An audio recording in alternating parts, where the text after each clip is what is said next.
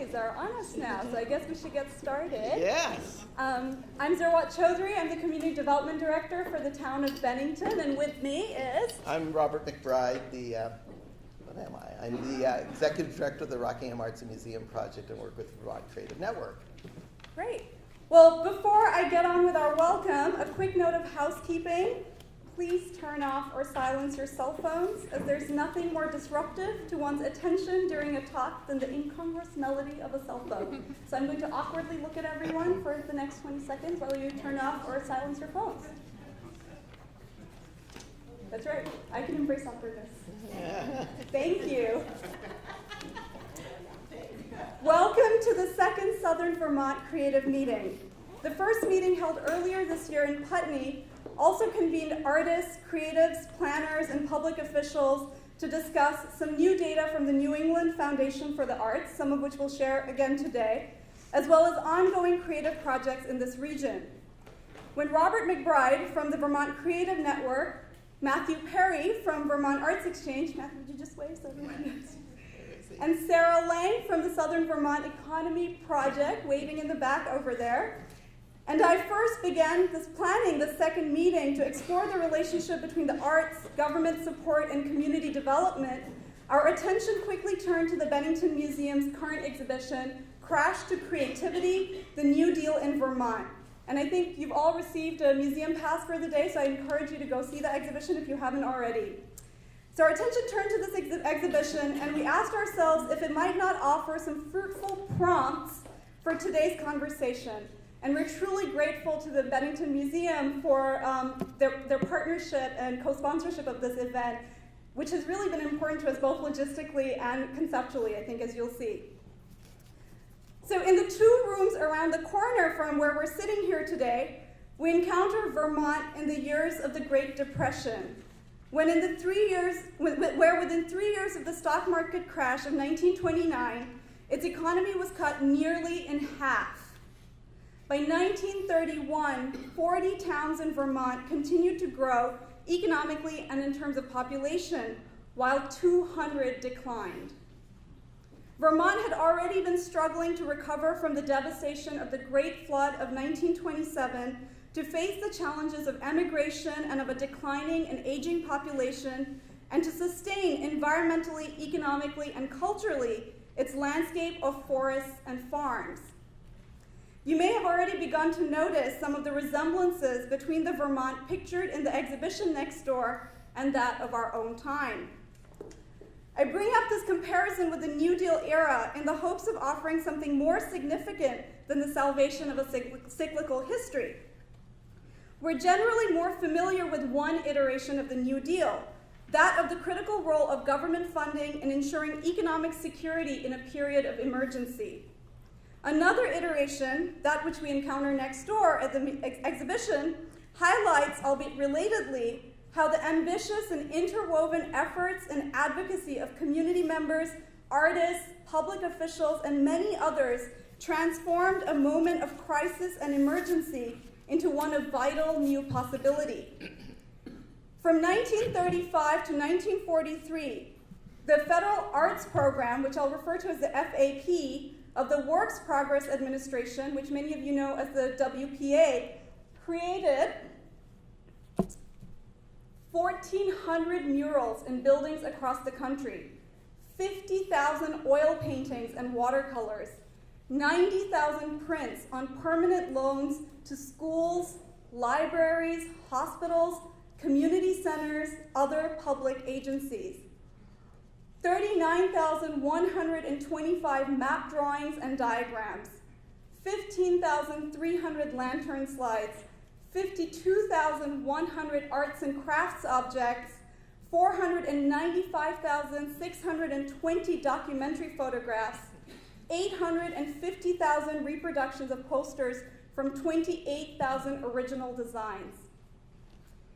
The FAP was arguably the outcome of the activism and advocacy of the Artists' Union, and as one FAP artist remarked, quote, "The artists of America do not look upon the art projects as a temporary stopgap in an emergency situation, but see in them the beginning of a new and better day for art in this country.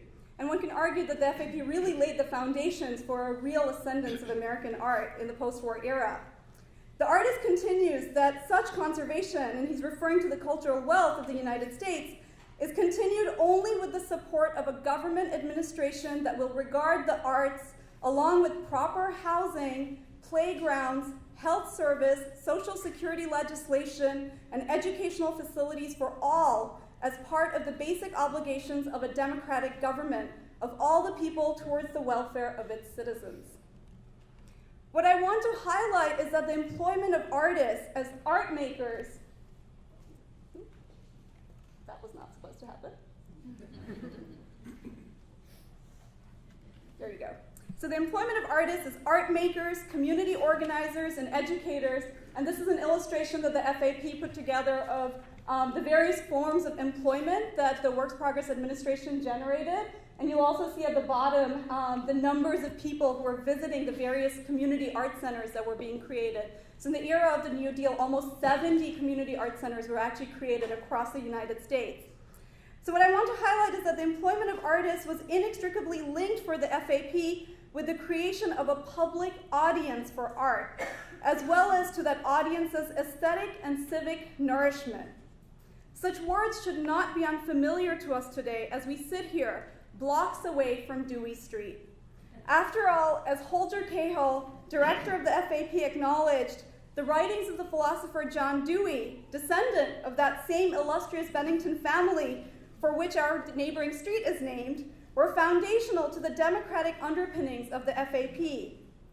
Dewey, who championed the importance of the arts for allowing us to, quote, experience the common world in its fullness. I'm going to say that again. To experience the common world in its fullness, poignantly remarked in Art and Experience, published in 1934, on the eve of the creation of the FAP, that through habits formed in intercourse with the world, we also inhabit the world. It becomes a home, and the home is part of our everyday experience. Earlier this year, on May 30th, Windham County and Bennington County collaboratively embarked on the planning process for the Comprehensive Economic Development Strategy, or CEDS, a federally approved planning and action tool for strengthening southern Vermont's economy. As our southern Vermont economy begins its new journey towards a vibrant economic future, I can think of no time as good as now for all of us here to imagine that future also rich with the fulsome worldliness that John Dewey proposed to us. It is in this spirit that I invite each of our speakers to share their thoughts on the relations between the arts and community development. Robert, did you want to say anything else before I introduce our first speaker? Yeah, I have a few things to say. Great. Can everyone hear me? I don't know if this goes up or down. I'm usually really bad. Okay? Yes. Great. So, welcome. I'm Robert McBride, the founding director of the Rockingham Arts and Museum Project. And a lot of people have commented on why didn't I wear my bright shirt today? And I had to tell them that one was at the dry cleaners. So, the Vermont Creative Network was founded in 2015 by the Vermont Arts Council. The network was formally established by the Vermont legislature in May 2016. The network describes the creative sector to include organizations, businesses, individuals who work centers on creativity. In other words, all of us here and more. The state is divided into 6 zones, and our southern creative zone is Bennington and Windham counties. I've been working with a committee of people over the last year and a half, including Matthew Perry from Vermont Arts Exchange, Maria Basescu from Next Stage in Putney, John Potter from the Latches Theater in Brattleboro, Sarah Coffey from Vermont Performance Lab in Guilford, Zahn Eastis, who was formerly with the Arts Council and sort of kicked off the whole Creative Network initiative, and Ann Drzowski from Wilmington, and Sarah Lang from the Southern Vermont Economic Project. The goal of the Vermont Creative Network is not a top-down process. It is not a grant program. It is an initiative that strives to integrate creativity into the sensibility of our communities, strives to make sure that economic impact of creatives is acknowledged and gathered. In a nutshell, if we look at the figures, and Amy Cunningham will discuss this more in her talk, 9% of the current Vermont workforce is due to creatives, which is a pretty significant amount of the workforce in Vermont. So in a nutshell, the goal of the Vermont Creative Network is to out the creative economy.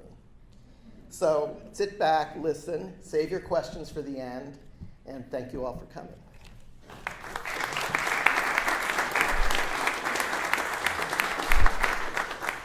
So our first speaker this morning is my fellow art historian, Robert Wolderstorff, Executive Director of the Bennington Museum. Dr. Wolderstorff received his MA from the Williams College Graduate Program in the History of Art and his PhD from Princeton University. Under his directorship, the museum has embraced new audiences and new directions, some of which I hope he'll tell us about today. Dr. Wolderstorff still tries to keep his hand in curating, most recently with the exhibition of Edward Corrin prints and drawings currently on view downstairs. So I hope you'll go see that. Thank you. This is for you. Thank you, Zerwa. Thank you, Zerwa. We usually say, can you hear me? I can tell that you can hear me. Can you see the screen okay? Because we could turn the lights down a little bit, if that would help. Can everybody see okay? Okay. So welcome here.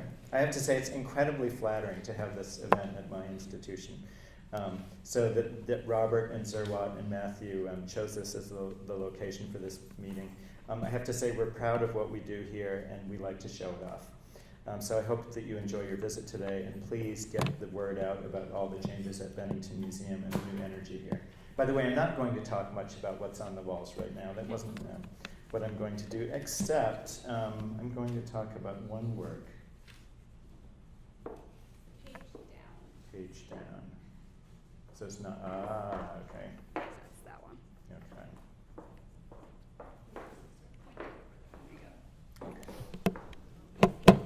Okay, so I want you to consider, actually it skipped a slide, didn't it? I want you to consider for a few moments this image, The Planter, painted in 1937 by Ronald Slayton. Sometimes we toss around the word masterwork a little bit too casually. I think, in fact, that there are several masterworks in this exhibition, several masterpieces. Certainly Ronald Slayton's Unemployed. I think somebody's speaking about that later today. And Francis Colburn's Charlie Smith and His Barn. Those are two big paintings. This is a very small painting, and I would say that this is a masterwork also, which packs great power and vision out of all proportion to its size. First of all, because I am trained as an art historian, I have to talk about the work a little bit first. First of all, as an artwork, I think it's extraordinary. So what do I love about it? The liney quality, the deliberately harsh, crude draftsmanship. That's calculated. It's not the work of an inadequate artist. He's chosen to draw that way. And that gives the painting incredible strength and power. It has the power of an icon that you can read what it's about almost instantly. So it's all calculated to fit together very carefully. And you notice certain little touches like the hand and the boot almost touching, or that white bag of seed perfectly silhouetted against the leg. Those are not accidents. Those are things that artists think about. They plan that. The painting is liney also in the way that the paint has been applied in long lines, dashes, and hatchings. And there's a quality of Cezanne in the parallel hatching on the arm. I don't know if you can see that here, but of course, it's kind of strange to talk about artworks when the originals are around the corner. It's strange to talk about artworks from slides. It's very inadequate. You've got to go see the original. So the painting also confronts us with an extraordinary worldview. That's probably what I love most about it. It extends from the very close, the incredibly close, to the far distant fields and barns. So it goes from the microcosmic to the macrocosmic. It's kind of, for me, mind-blowing for that reason. And I especially love the way that Slayton has placed contrasting colors side by side. We're getting a little closer, but then let's go right there. Contrasting colors, they're not technically opposites on the color wheel. They're both secondary colors. Red is a primary color. So they are opposites on the color field. I should have Josh up here helping me with this. They are opposites on the color field, so red and green side by side. And it gives it, I think, an amazing sort of optical energy, a sizzle to the painting. It gives an image from the far away that you can enjoy close up. Can you tell that I love this painting? I love this painting. So I have to say I felt a little bit silly that it took others to point out to me the obvious connections to Van Gogh in Slayton's work. So Van Gogh also, calculated strong, harsh outlines. He typically drew with a reed pen. And he used contrasting colors that he laid side by side. That was all very calculated in Van Gogh's work. And forgive me for going into a bit of art history here, but Van Gogh did a number of paintings of boots. One of them, perhaps the best known, is actually not so far away from here. It's at the Metropolitan Museum. I was on their collections website last night. It's on view right now, so you could drive 3 hours down the road and see it in person. But there it is there. And I have to think that Slayton was aware of this kind of thing. He was aware of Van Gogh's boots, but I want to make this point. He's not just aping a visual theme. Slayton also shares with Van Gogh the same sensitivity to the common working man, the labor in the fields. So it's not just a similarity of look and theme, it's also one of feeling and worldview. So from thinking about these two lead painters in the exhibition, Francis Colburn and Ronald Slayton, from thinking that they're provincials laboring in Vermont, I hope I've taken you to thinking about them in a broad international context. They're sophisticated and national, even international in their awareness. Now this painting is also laden with meaning, at least that's the way I see it.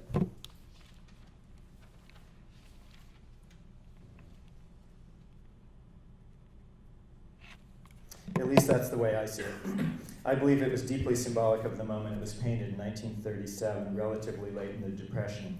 The dull earthen colors of the foreground signify the depressed present, but the soft, delicate yellows, greens, and blues of the distance suggest a brighter future. So here we see the difficulty, the scarcity, the barrenness of the Depression in the dun, dull brown colors of the bare brown soil in the foreground, while the greening hillside beyond represents growth and rebirth in the future. It's a hopeful image. I think it's an incredibly hopeful image. A new day will dawn.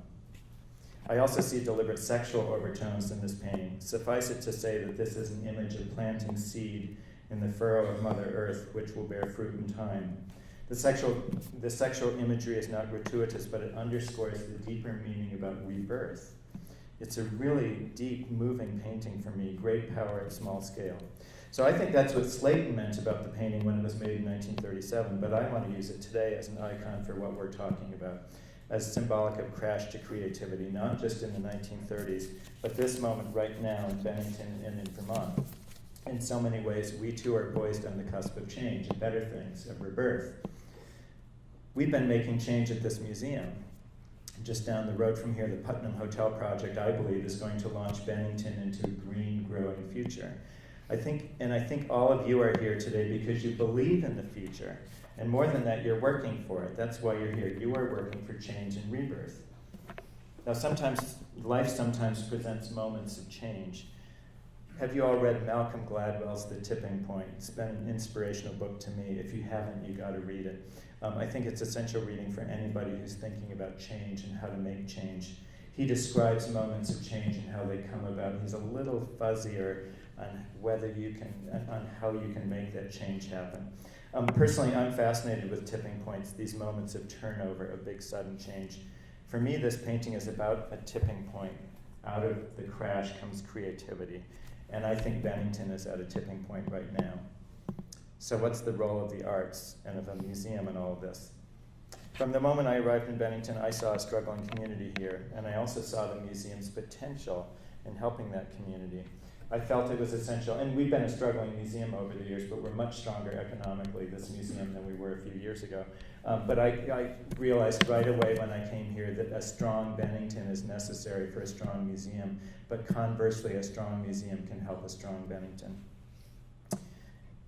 I've been driven always by the conviction that cultural organizations can have an impact on the economy of a region. And I would say more strongly than that, they have a responsibility and even an obligation to do that. That's what I feel. So how can they do that? I want to make just 3 simple points. First, the obvious measurable way. And this is the obvious one. I think when I came here, people thought, well, you bring people from outside Bennington, and that brings money here. That's true, by the way. So the obvious measurable way is that institutions inject new money into the local economy. And I'm going to tell you today, we have just commissioned an economic impact study. I'm not ready to release the findings today, so I'm just going to tantalize you. but they'll be part of a coordinated release of data after the conference in a few weeks, during September probably. Look for it in the banner. But just consider this. We have some 22,000 people a year visiting the museum, 22,000 people a year. Of those, 14,000 are from outside of the state. By the way, of the 14,000, about 600 are from outside the country, are international visitors. Bennington Museum is a primary tourist driver in the southern Vermont region. Those visitors, obviously 14,000 visitors, account for a great deal of new spending here. They don't just visit the museum here. Of course, they visit the museum and they spend money at the front desk and in the gift shop, but they don't just go here. They buy gas, they go to the Apple Barn or Bennington Potters, and they eat at Brown Cow or Madison's or Pangea or one of the many other places in town to eat or to shop. And of course, the museum itself spends money here. We pay our staff and we buy goods and services in the community, and that money is spent and respent in the community, and it goes round and round, and you know about the multipliers that people use to calculate this. So the museum, obviously, I think I pulled you into this notion that the museum accounts for significant new economic activity in Bennington and in Bennington County and in the state. Now, this is obvious to most of you, but for some people, this is actually a little bit surprising, given that we're what's called a nonprofit. Some members of the public misunderstand what it means to be nonprofit, and they think that nonprofit means we don't bring about new economic activity. By the way, I'll give an illustration of that. Recently, the Bennington Station restaurant closed, and there was a bit of chat on Facebook about what the building could be used for. And somebody suggested, let's make a museum there, which I think they suggested the Bennington Museum would run. Let's make a museum there, but then somebody else rebutted that and said, well, we don't want a museum because museums don't account for new economic activity. But in fact, museums do account for new economic activity. Just as Massmoke and North Adams and the Clark and Williamstown bring new economic activity there, the museum causes significant new activity in town, and we bring significant new tax revenue to the state of Vermont, tens of thousands of dollars in new tax revenue a year. That's my first point. My second point, new activity, economic activity, is the most obvious thing we bring to Bennington, but I would argue that the less tangible aspects are even more important. We make this a more livable, rich, and enjoyable place to live for you, your partner, your children, your employees, the recruits you're trying to lure here to work at your new business. It's a great place to start a business as a result. We model creativity. Museums provide inspiration to local creators, and I see this as essential. I take very seriously the literal meaning of the word museum, a place for the muses. We encounter creativity in these walls. We also, by the way, encounter each other. Don't forget that we are muses to each other, and I'd argue that this role of the museum or cultural institution as a connecting place where people meet and get together, find like minds, and exchange ideas like we're doing today is essential to a vibrant community. My third point is a very simple one. Cultural institutions are about the positive. In this current climate where we're besieged by the negative and things don't seem to be getting any better, cultural institutions are a force for positive thinking. We're about the best achievements of the past and the present, and by showing history, we do prove that things can change. History's all about change. Out of crash really can come creativity. Thanks for being here today.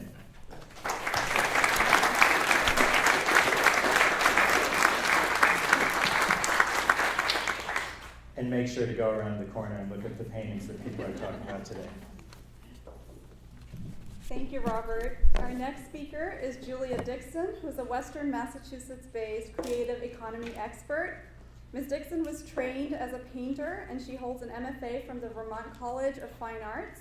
Currently, she's lead consultant for the Bennington County Cultural Plan Project, as well as a member of the consulting team producing a creative economy plan for Vermont's Northeast Kingdom.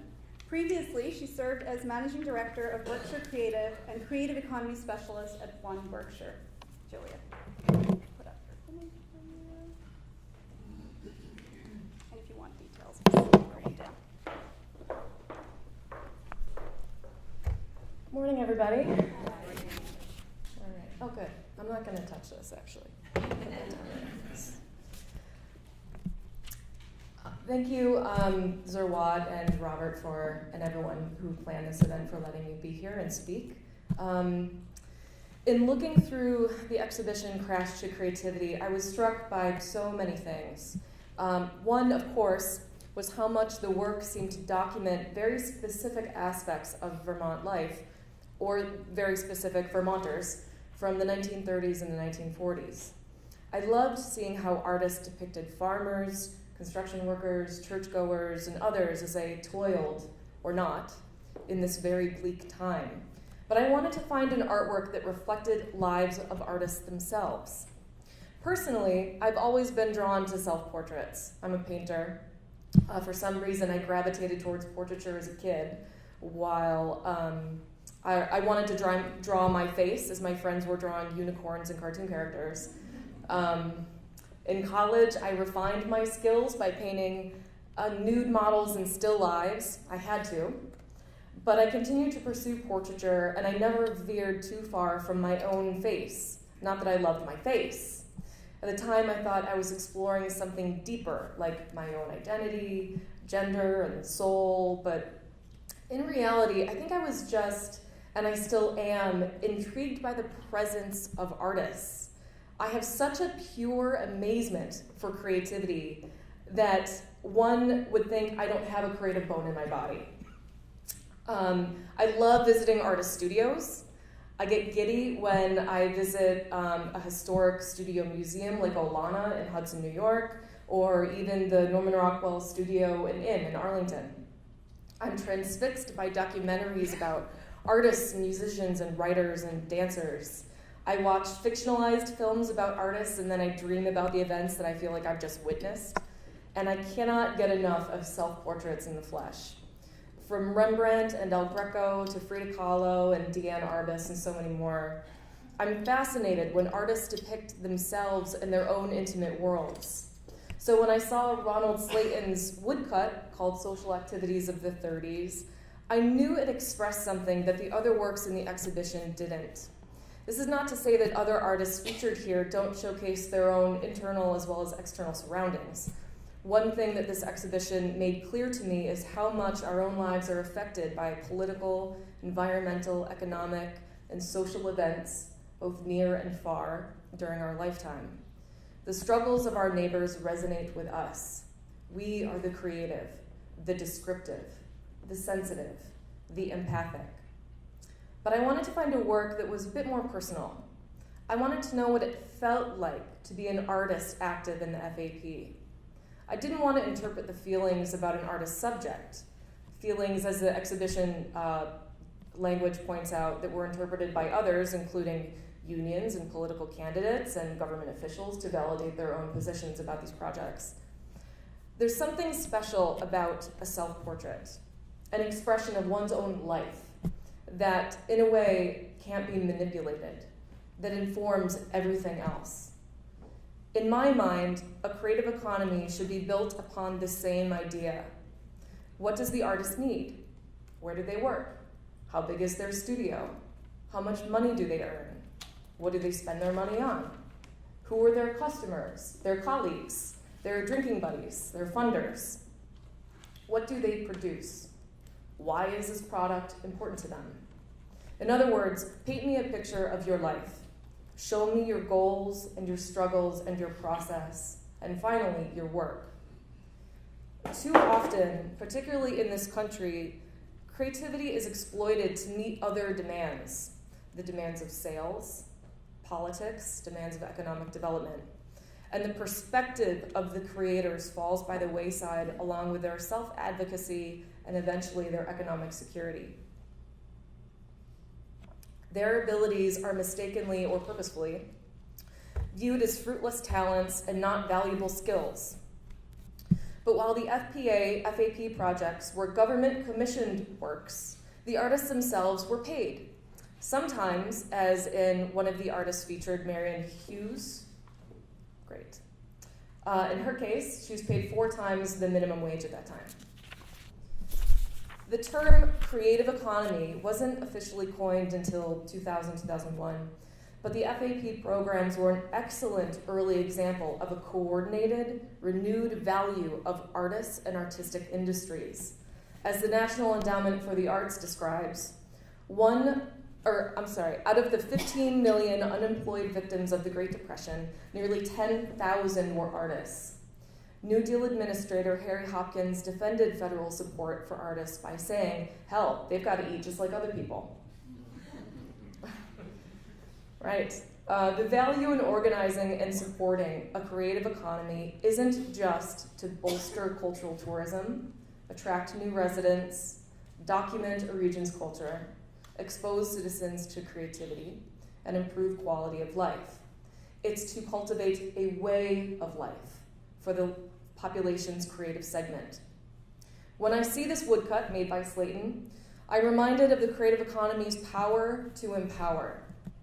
It's always easier to advocate for your own interests when you are part of a bigger mechanism that is advocating what you do. These artists were recognized for what they produced and were supported in that production with resources including funding.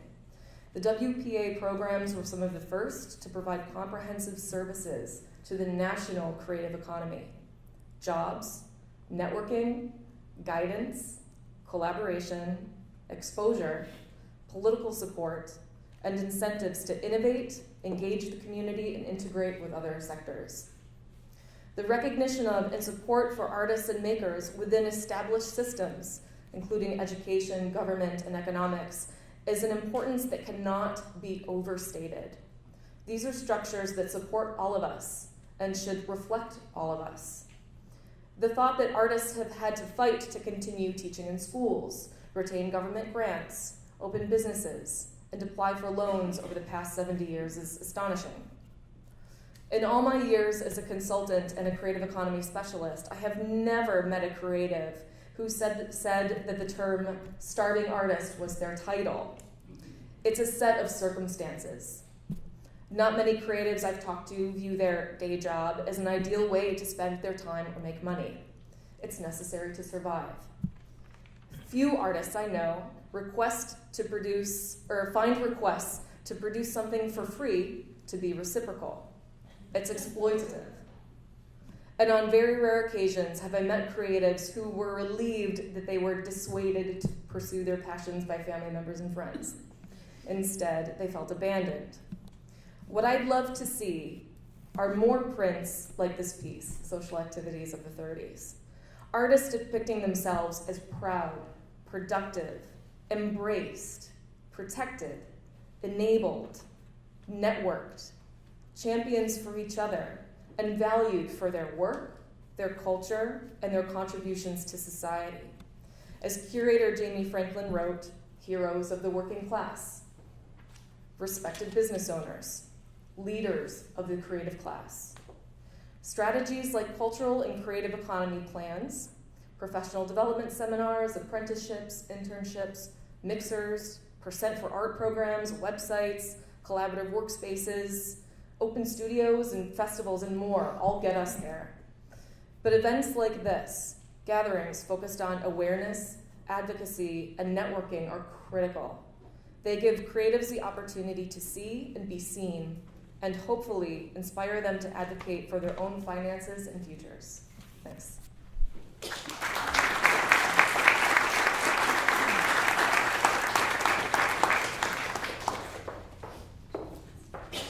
Thank you, Julia. Our next speaker is Amy Cunningham, who's the Deputy Director of the Vermont Arts Council, in which role she also manages the Vermont Creative Network. Ms. Cunningham has a background in U.S. history and museum studies, and among many other things, enjoys overly ambitious gardening projects. Thanks, or what? And you have the thing for the... Yes. Oh, excellent. It's just right up and down. I got special dispensation for a few extra slides because I'm going to talk about numbers a little bit. So I'm so happy to be here. As Zerwat mentioned, I'm Deputy Director of the Vermont Arts Council. I'm 6 months into the job, and I've got the great pleasure to coordinate and support the efforts of the Vermont Creative Network, which, as Robert explained, is a broad collective of organizations, businesses, and individuals all working to advance Vermont's creative sector. This initiative was developed by the Vermont Arts Council in 2015 with the leadership and vision of Zon Eastis, who's here today. And there's 6 zones throughout the state, including the southern zone that includes Windham and Bennington counties. And Robert McBride is our fearless leader, coordinator, cat herder for this zone. Thank you, Robert. So I'm here today to tell you about the vision for the Vermont Creative Network and to provide you with a few highlights in 10 minutes from the rich pool of data we're amassing to help us better understand the size, scope, and the trends of the creative sector in Vermont. I don't have to tell you that Vermont has an incredibly rich and varied cultural landscape and that art and creativity are at the heart of Vermont's identity. In nearly every town and village, the creative sector is visible. It is out and proud. Maybe it's a glassblower studio, a yarn store, poetry readings at a bookstore, a cafe hosting a sip and paint event, local bands playing at a bar, the local history museum, and a town hall or opera house that's abuzz with theater productions, dance, yoga, and music classes. It's really palpable. Vermont's creative economy includes not just artists and arts organizations, although they are vitally important, but anyone in any organization or business whose work centers on creativity. So that includes creators of artisan food, publishers, digital media producers, librarians, architects, graphic designers, furniture makers, and the many diverse businesses that support artistic production across the state. Identifying artists and creative businesses and organizations as part of one big creative sector, it seems unwieldy at times, but it really is important. This is about bringing together voices who may not realize that we're all part of the same choir, because a collective vision and a sense of shared identity for the creative sector in Vermont is really at the heart of what the Vermont Creative Network is all about. We have a rich and vibrant creative sector. I'm going to share some of the data in just a minute, but it's also clear that we face challenges. One key issue in this state is our aging workforce. I'm sure this isn't news to you, but Vermont is one of the oldest states in the nation. A healthy, vibrant creative sector holds opportunities for that aging workforce and attracts younger workers to our state. And there are other challenges, of course. Most working artists struggle to make a living, and I'm keenly aware that many, if not most, of our beloved galleries, bookstores, and arts organizations exist on the edge without a buffer to allow them to absorb an economic hit. So Vermont is a place that attracts artists and creative enterprises, but in order to keep them thriving and to encourage more to come, we need to continue to build an infrastructure for the arts. That's resources for teaching, marketing, and sharing the great creative wealth of our communities, for pooling resources, ideas, and best practices. We must have a cohesive voice around cross-sector issues. In my 6 months on board at the Arts Council, I've had the great opportunity to speak with various arts and arts organizations. Very few of those discussions have occurred without at least a mention of healthcare, affordable housing, and childcare as barriers, as key barriers. These are issues that affect artists. These are issues that affect Vermonters.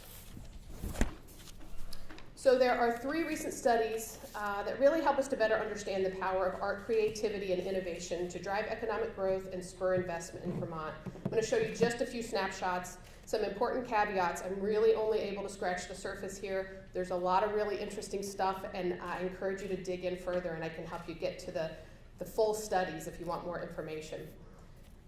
The research pages of the Vermont Creative Network website is a great place to start. And secondly, I'll just note that each of these studies is analyzing particular data sets using particular methodologies. They are each a little different in some key ways.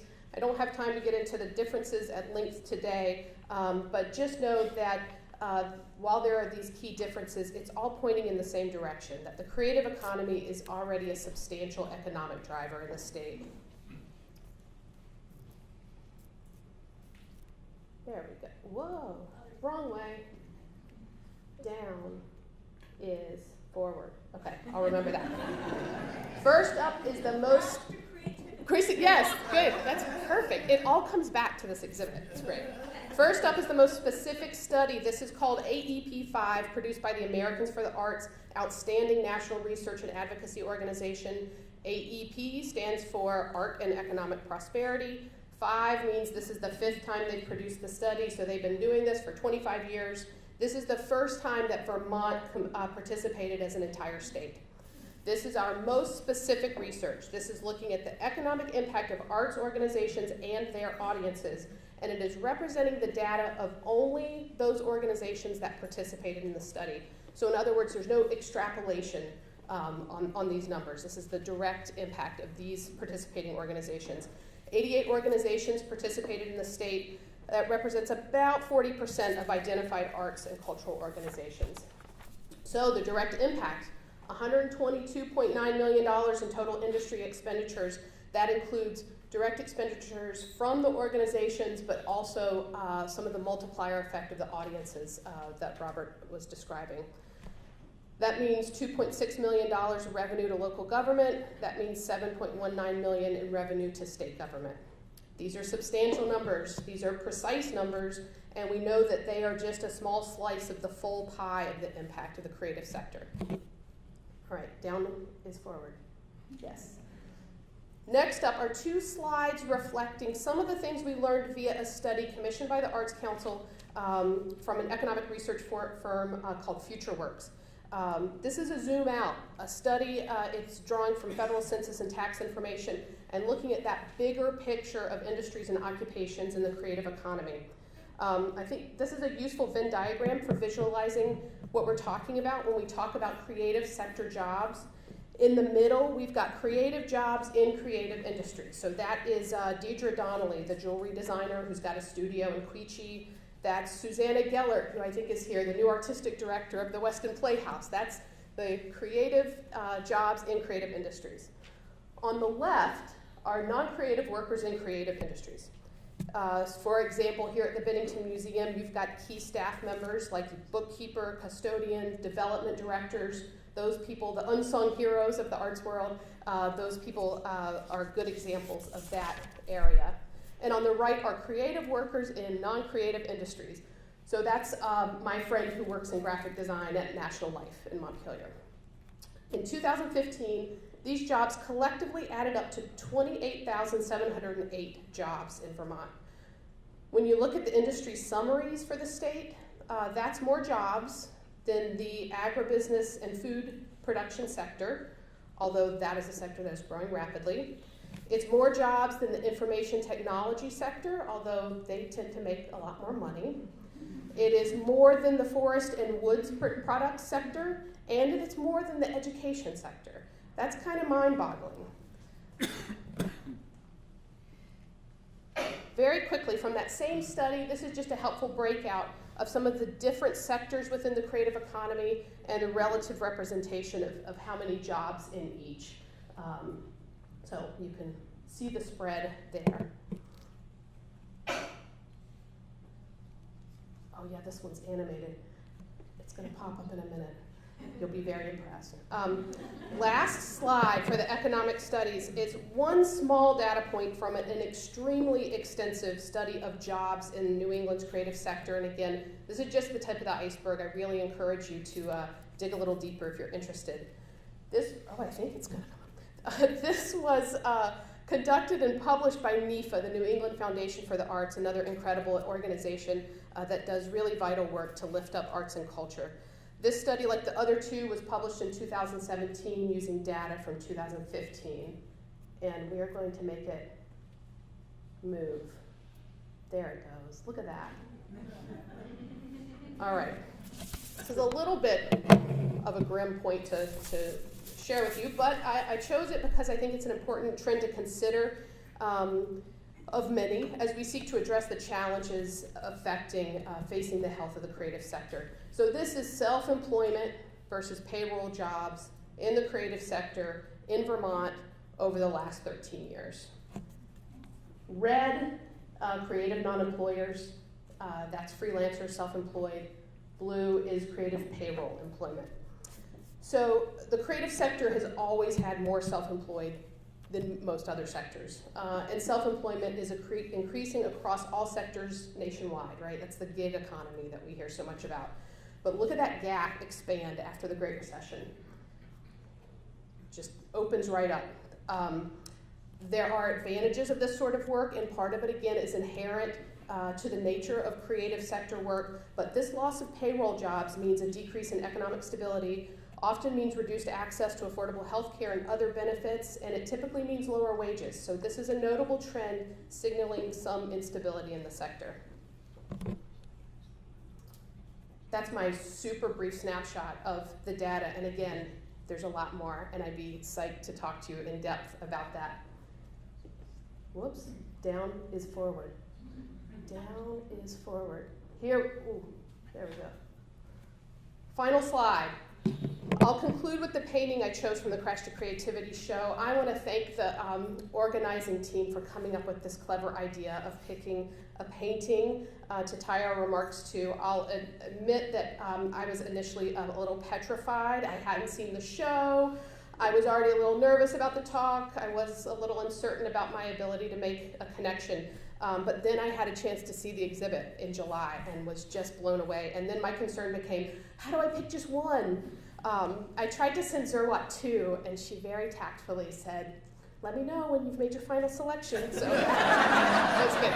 I wanted to do the tightrope walker, which is also beautiful. So I realize this is a little grim, but I hope that you won't let that be your takeaway. I adore this painting. Ronald Slayton is our popular choice today, for good reason. He is a Vermont artist through and through, born in Barrie in 1910 and died in 1992 in Berlin. Fun fact, you may know he's the father of journalist and former Vermont Life editor Tom Slayton. Ronald Slayton identified himself as a social realist, employing art to depict ills of society and awaken people to the need for change. He said, quote, "The artist needs to be involved in the times and to feel the times and to state them. And that is, I think, the motivation that I've had, the desire to change the world, to make it different and better." I really chose this painting as a reminder that every single one of those economic data points is a reflection of hundreds, often thousands of living, breathing people. Accurate data, tracking trends over time, that's critically important in making informed decisions. But sometimes pie charts and bar graphs, even if they're visually wonderful, can become abstractions. Artistic expression has a power to capture the human experience in all its complexities and contradictions, so let's never forget that. And finally, as a proud staff member of the Vermont Arts Council, I'd be remiss if I didn't also make the connection here to the rich legacy of public funding of arts and culture in American life. This entire exhibition is a celebration of the artistic treasure that Zerwatt recounted so specifically, made possible from the investment that the federal government chose to make in the creation of art and in employing artists. This was an economic stimulus strategy during a dire financial crisis, and it was a long-term investment in the cultural capital of this nation, and one that we continue to richly benefit from. Since 1964, the Vermont Arts Council has been the state's primary provider of funding and advocacy for the arts. Another fun fact, we are the only state's arts agency in the country that's an independent not-for-profit. We are approaching our 55th year with renewed energy and commitment to building a Vermont where art, culture, and creativity are at the heart of all of our communities. So I invite you to learn more and to get involved, and thank you so much for having me.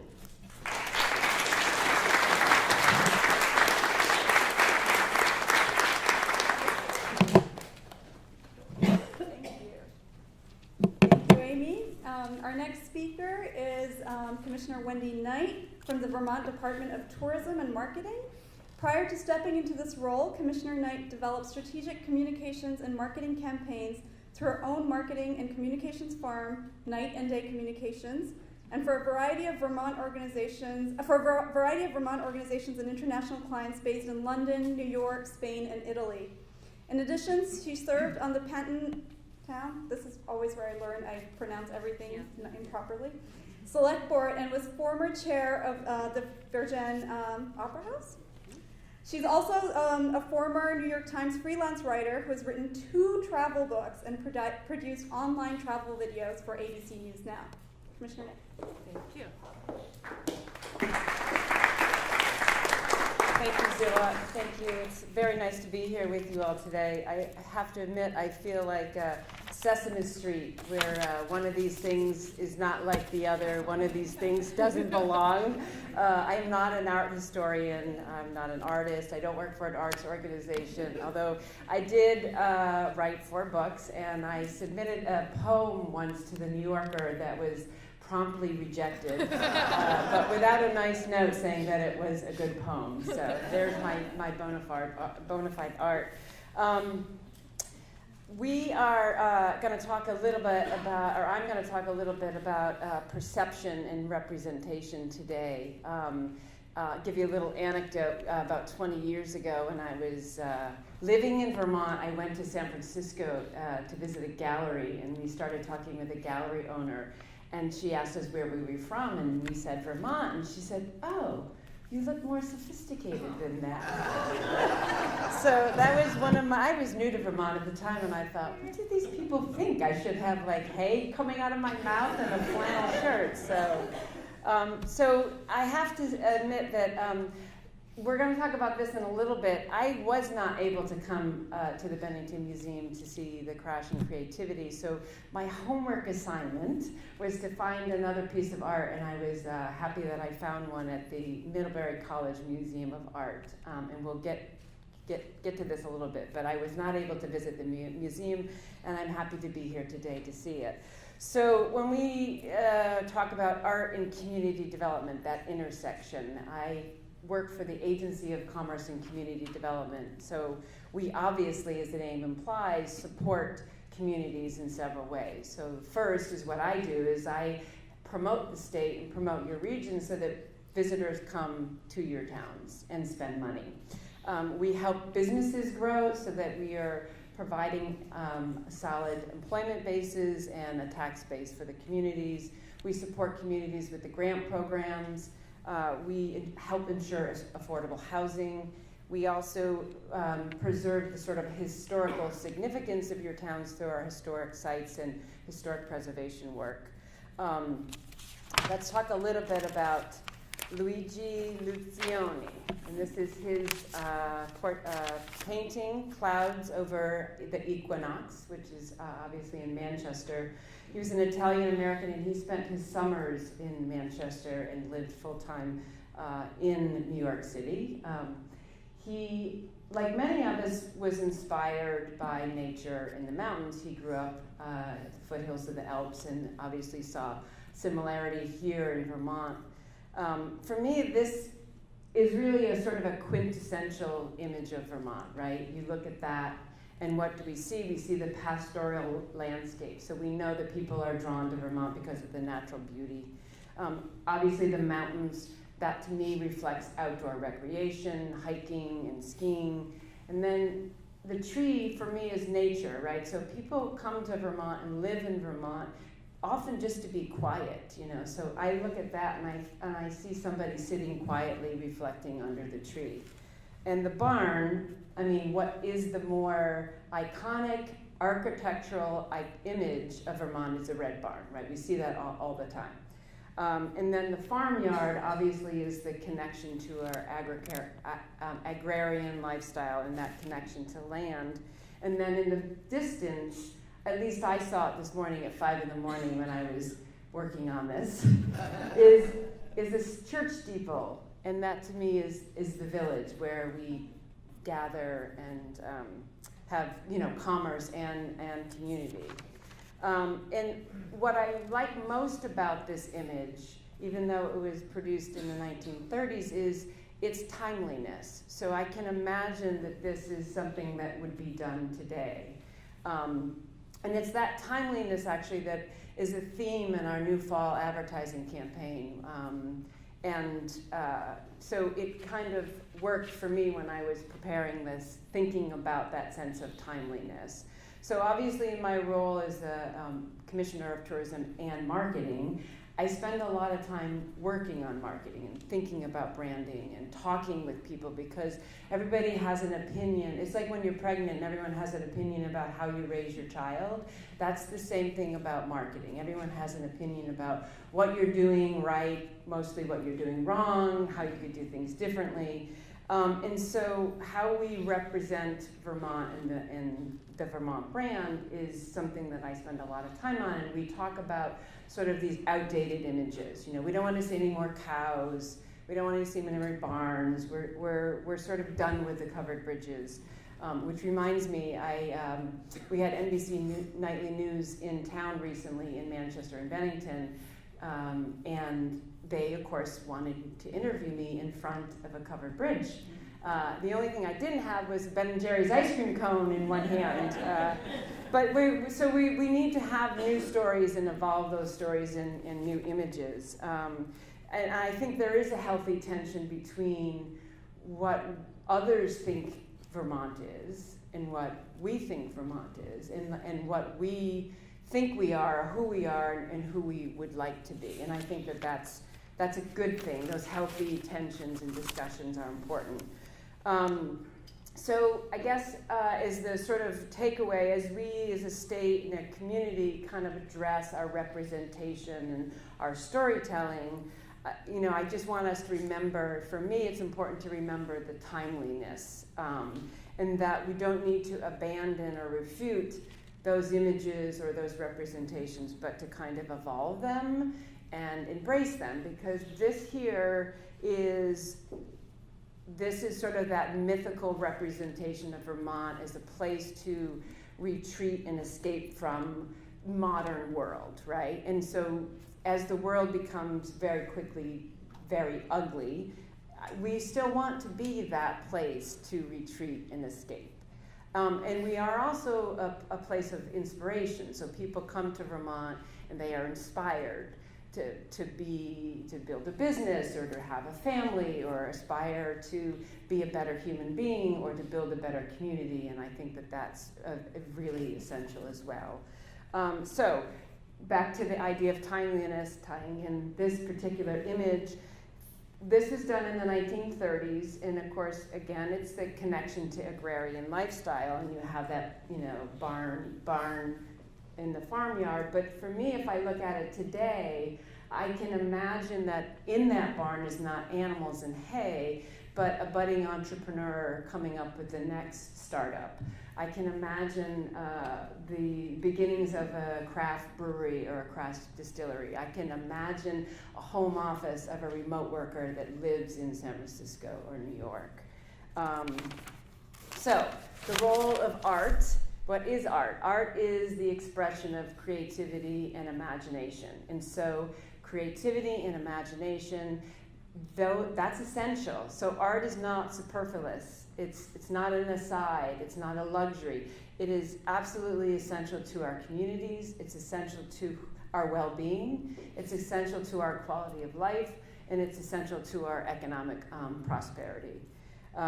So it is the core. Art, if you define it in terms of creativity and imagination, that is the core of the Vermont brand. Not just artists, but anyone that lives here has ingenuity and creativity and imagination in how they conduct their lives, whether they're a writer or they're a painter or they're developing the Vermont Country Store or Orvis or another startup.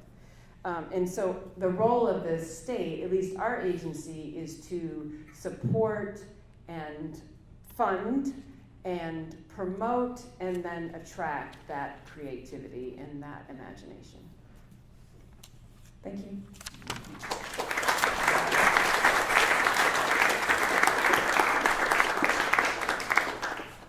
Thank you, Commissioner Knight. Our next speaker is Sheila Harden, who's the owner-operator, a term in practice about which she will no doubt tell us more today, of a creative business that many of us may know as Bennington Potters. Her journey, a critical term for her into this role, began at the small independent restaurant that was the famous Potter's Yard Brasserie, where she made a fast friend in its owner, David Gill, also the Potter's designer, founder, and owner-operator until his death in March 2002. That journey, as I imagine she'll share with us today, has continued to this day and has brought Bennington Potters to its 70th year.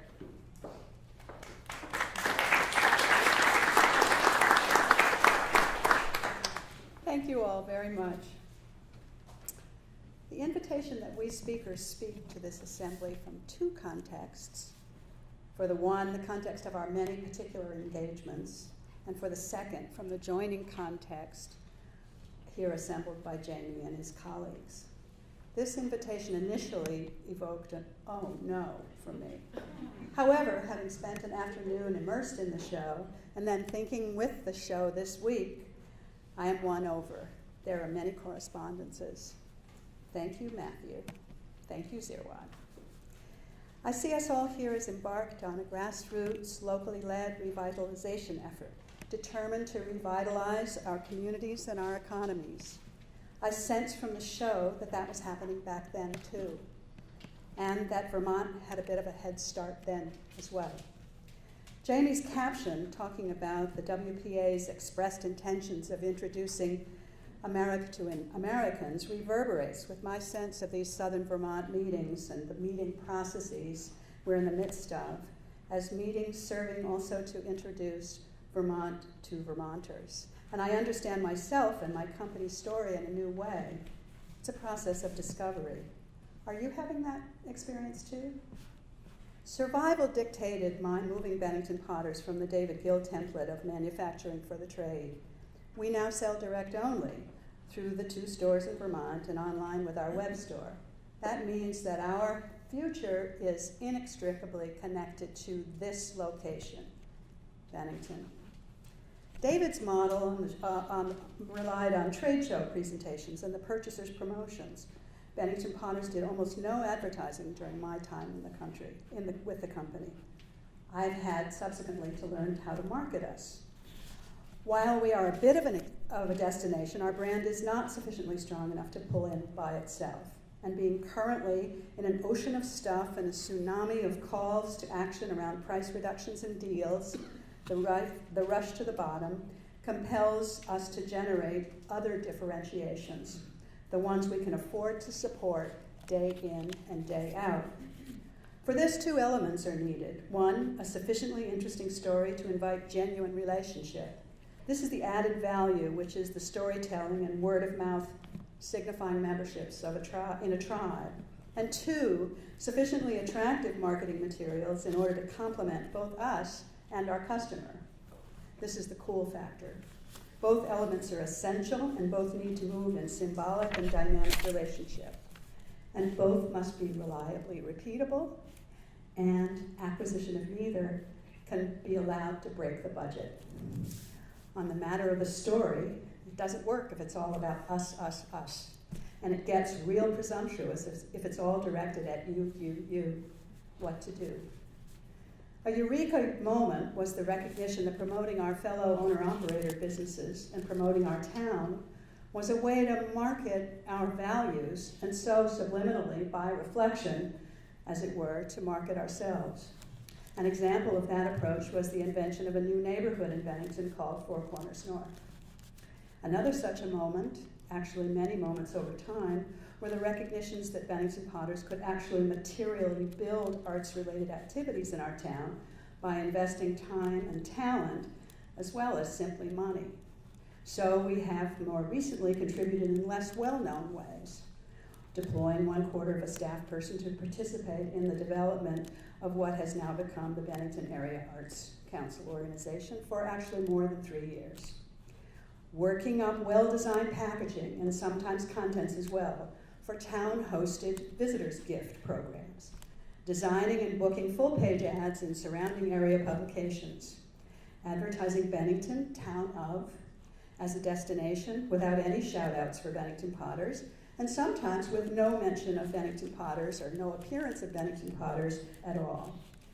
Promoting our town by promoting all the other things to do in Bennington that are different from spending time at Bennington Potters is a central commitment of all of our staff. We constantly speak to that goal in our staff development sessions. That, and the goal of making an authentic relationship moment with each visitor guest, has pride of place at Bennington Potters. We go the extra mile. We are determined to be famous for something other than pottery. Through all of this, and especially over the last 18 months, I am lusting for the further development of the town of Bennington's story muscle. To my delight, we local owner-operator businesses are banding together. To my great happiness, the Putnam Hotel Development Project is happening. Investors of the world, come in, join us. Bennington is moving. So much for content. Now on to the matter of the artful packaging of the message, aka graphic design and copywriting.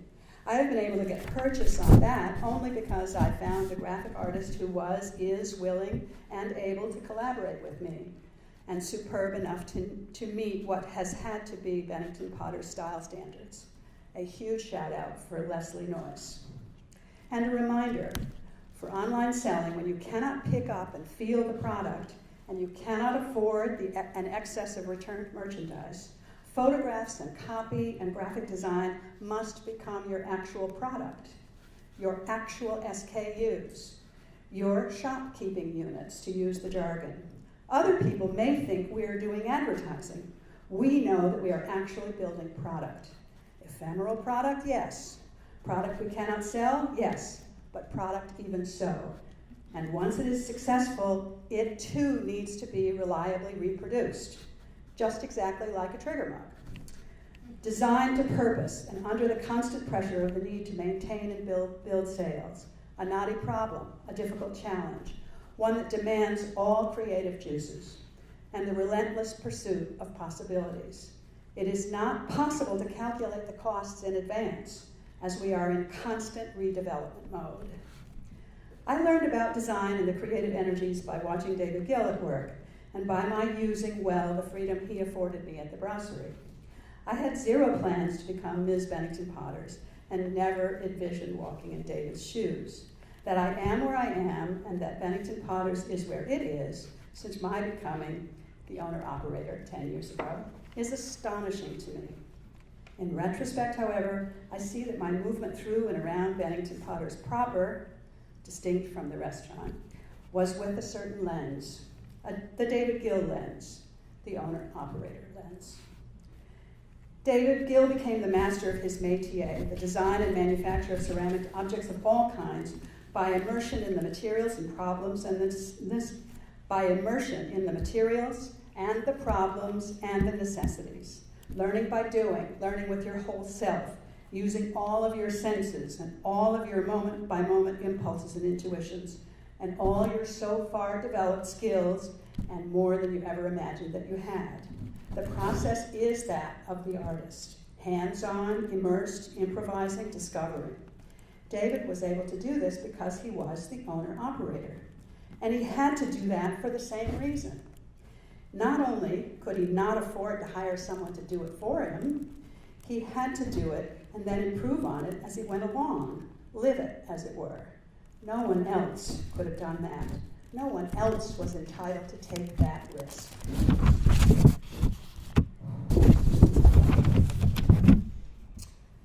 Okay.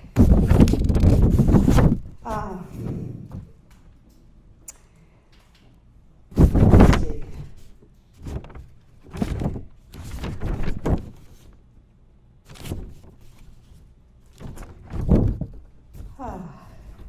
If it is your assessment that Bennington Potters is an asset to Bennington and to Vermont, know that the reason Bennington Potters is what it is and has been for now 70 years, it is because of a certain kind of odd outlier who has become what I am calling an owner-operator, aka the creator of a large and long-standing piece of performance art through the primary means of contact improvisations over time and a burning yet changing vision of what just might be possible.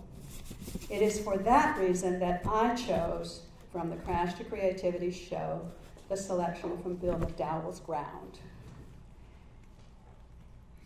It was the multi-temporal nature of the work, the action of the original photographer's production, the original photograph's production, the event that was the hole punch, and that careful archiving, exclamation point, of the killed negatives.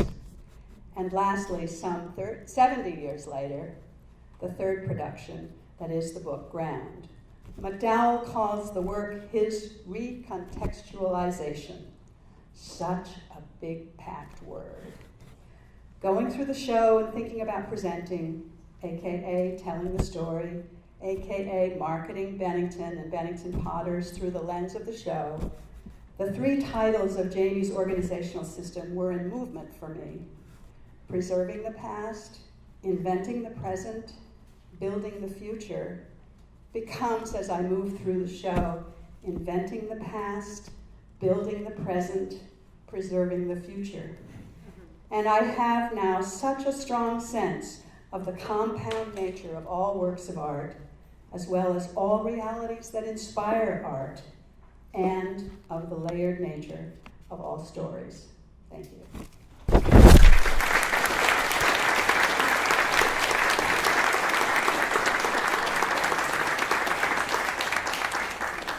Thank you, Sheila. Our next speaker is Representative Bill Botso, who is a visual artist who has combined a career in the arts with public service. He has been a member of the Vermont Legislature since 2003 and has chaired the House Commerce and Economic Development Committee since 2010. Representative Botso has served on the boards of the Vermont Arts Council, Governor's Institute of Vermont, the National Assembly of State Art Agencies, the New England Foundation for the Arts, and the River Network. An exhibition of his work is currently on view downstairs in the museum, and I encourage you to see that as well. Bill.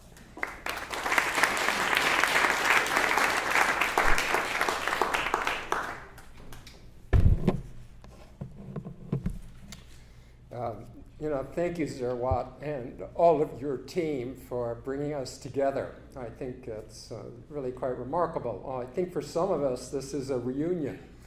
And I hope for everybody it would be a pre-union, as I hope that we all continue to work together, build relationships, because that's where the future comes from. It's the relationships that we build. I think you've commented on the fact that I'm an artist and a legislator.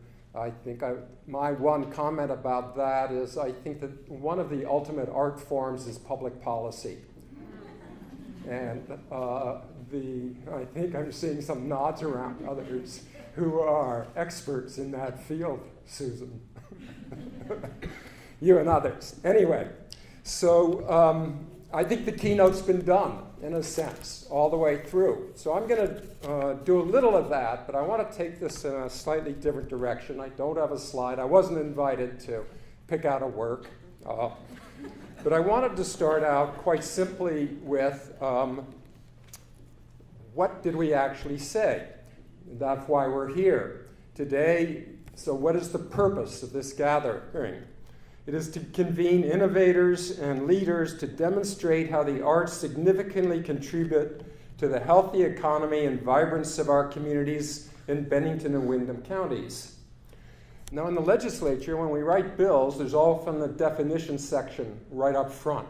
We state the purpose, and then we get into definitions. So let's define a few of those words just straight from the dictionary to let us know where we're going. Innovate, to introduce something new, make changes in anything established. Leader, a guiding or directing head. Demonstrate, to describe, explain, or illustrate by examples, specimens, experiments, or the like to demonstrate, for example, to demonstrate the force of gravity by dropping an object. Art. I couldn't just pick out a one-liner, but here's what it says. The quality, production, expression, or realm according to aesthetic principles of what is beautiful, appealing, or of more than ordinary significance. 2, the class of objects subject to aesthetic criteria, works of art collectively as paintings, sculptures, or drawings. 3, and 4, these are the ones that I think resonate with me. Any field using the skills or techniques of art. 4, skill in conducting any human activity. And that's the one I think that we probably all come home on. I would add one quote from Picasso. He said, the only rule of art is iconoclasm, so, which means break the rules. Economy, the management of the resources of a community, country, etc., especially with a view to its productivity. Community, a social group of any size whose members reside in a specific locality, share government, and often have a common cultural and historical heritage. Creative, resulting from originality of thought, expression, imaginative. Projects, something that is contemplated, devised, or planned, schemed, a large or major undertaking especially one involving considerable money, personnel, and equipment. You know, as I say those words, I think they're resonating with all of you, not only of where we are, but where we hope to go. So this is the part that's up to us and all of those that we bring in and can work with. So what do I plan to offer? It's just a very few reflections on what we've heard. Thank you all. It was really very interesting, I think. A few more on where we are now, as I can see it. A few area initiatives. A few examples of what is emerging and could be done. And a question or two for the wrap-up discussion. So a few reflections of what we've heard. You know, it's very nice for us to be teed off by Robert and RAMP, all of your work. Where are you, Robert? Yeah. And as a real leader in this effort for many, many years, I think. We also, I think, heard the relevant data. That was important. And we've also heard about private enterprise. Sheila, thank you. And I think this is absolutely necessary and important. We need to improve local markets for products and ideas. We cannot live entirely on the public side and even the not-for-profit side. The public side is extremely important, and we need to nurture it and grow it every way we can. And then a few things that, I heard from people is that, Robert, you're absolutely right, is that how new resources, new dollars are brought to the local economy. I think that, these are just a few points that I heard. And that you also talked about creating a positive vision, is what the arts do. And Julie, in your talk about the creative economy, is that it would be centered on, it's really artist-centered is the way you spoke, goals, struggles, process, work, cultivating a way of life. And Amy, the Vermont Creative Network, the Southern Zone, and really it resonates is that everybody together has these issues of healthcare, childcare, affordable housing, workspace.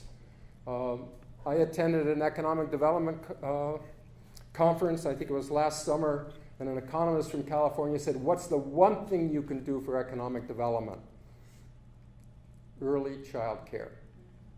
That's where you invest in your future. And it's something that's very hard to step up to with all of our interests and all, but we always must keep that in mind to be excellent at it. Wendy, you're talking about marketing for whom and what others think and what we think of Vermont and trying to find that balance between those that are deeply embedded in our traditions and our history, but also the idea of we can use our infrastructure. You can call it the barn if you want, or whatever, is which those that we wish to build the future with can find the place to achieve. Ingenuity and creativity, sport and fun. And Sheila, thank you. So much about talking about our future comes from a commitment to this location. And added value for visitors as guests, and energy for the future, and paying attention to all the aspects of the arts that are necessary to thrive, in your work and others. And also for saying a vision of what might be possible and really preserving the future. Absolutely, especially in this day and age. So, I'd like to move on to a few thoughts on where we are that have been touched on, but I think not only is there the Vermont Creative Network, but we've created the Southern Vermont Economic Development Zone that it matches up with. And I think the extraordinary work that's been done, and Michael, you were part of that, and did that work, and it's really been surprising. Got to be part of writing the bill, thanks to some folks, both Windham and Bennington County, and it's great to see that it has legs, and then now it leads to a Southern Vermont SEDS, a comprehensive economic development strategy. Why is this important? Is that we need critical mass, that in and of ourselves as a small area, it's not enough.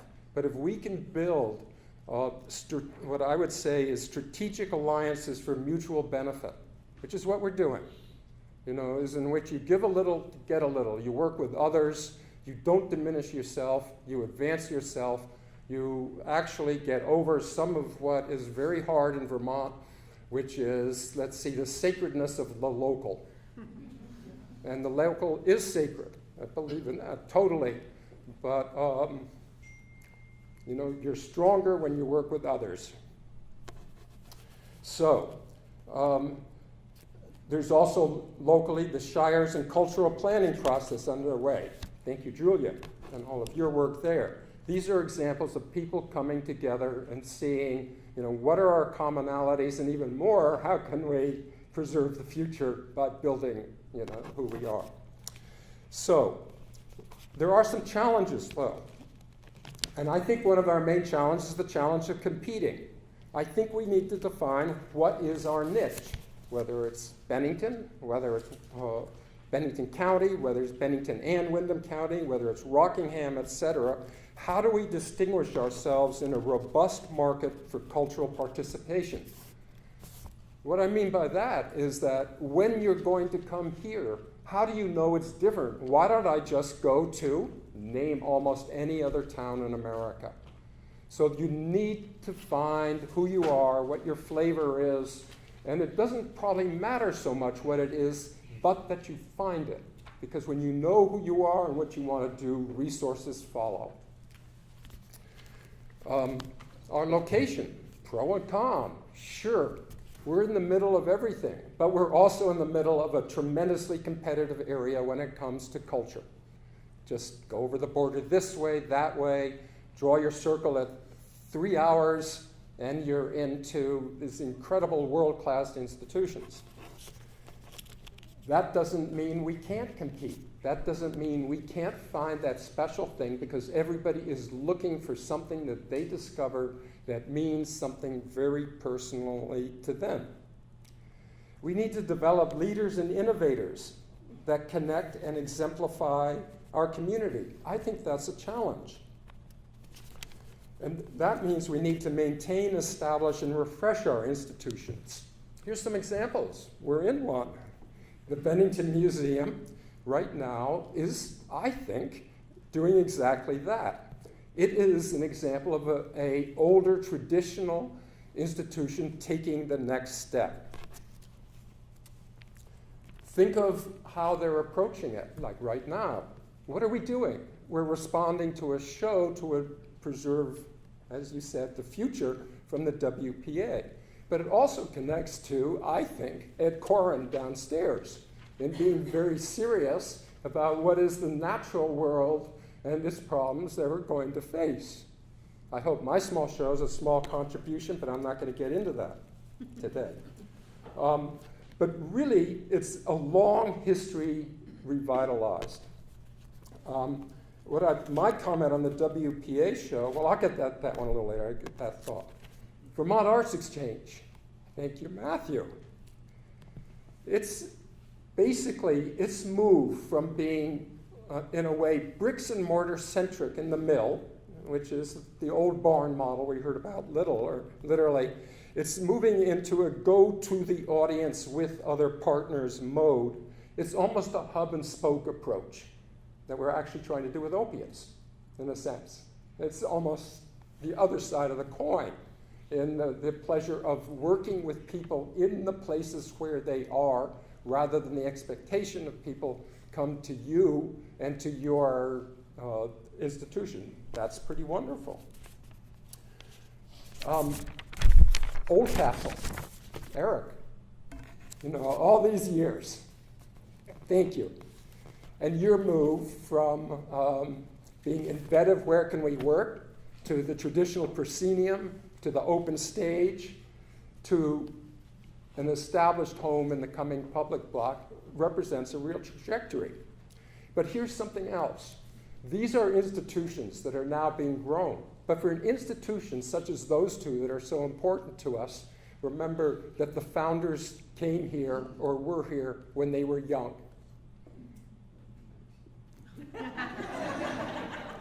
You're still young. You know, I think we all know how we feel about ourselves. But we always feel forever young because, not that we fear getting older, but more along the fact that, you know, our inner natures are young, every one of us.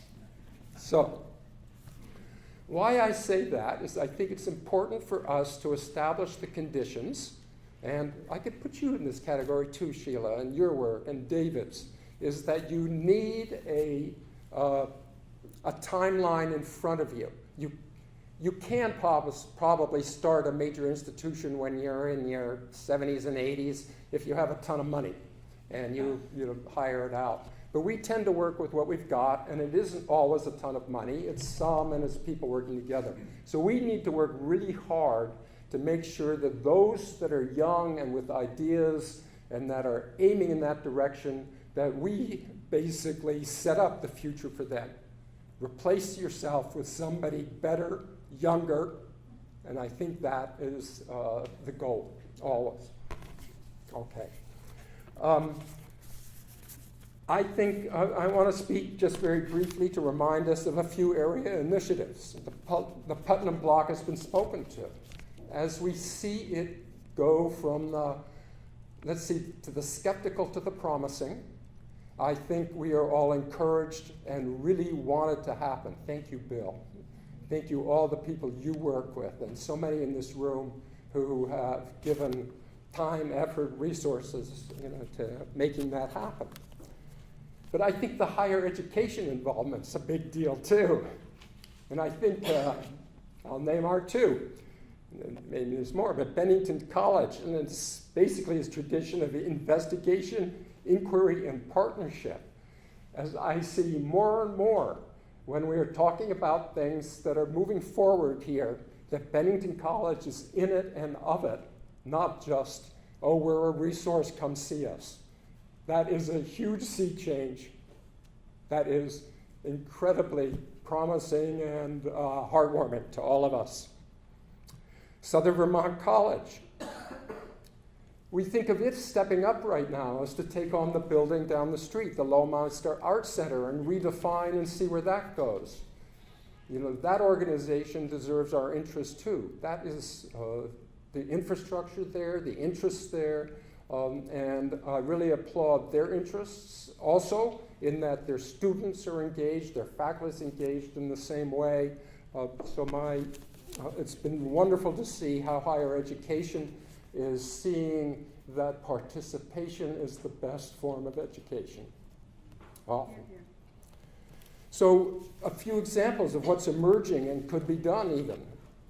The old middle school we read about in the paper this week, some of you know about it earlier, is that it could possibly be office space, maker space, studio space, co-working space, and is also exploring a for-profit model. And I applaud that.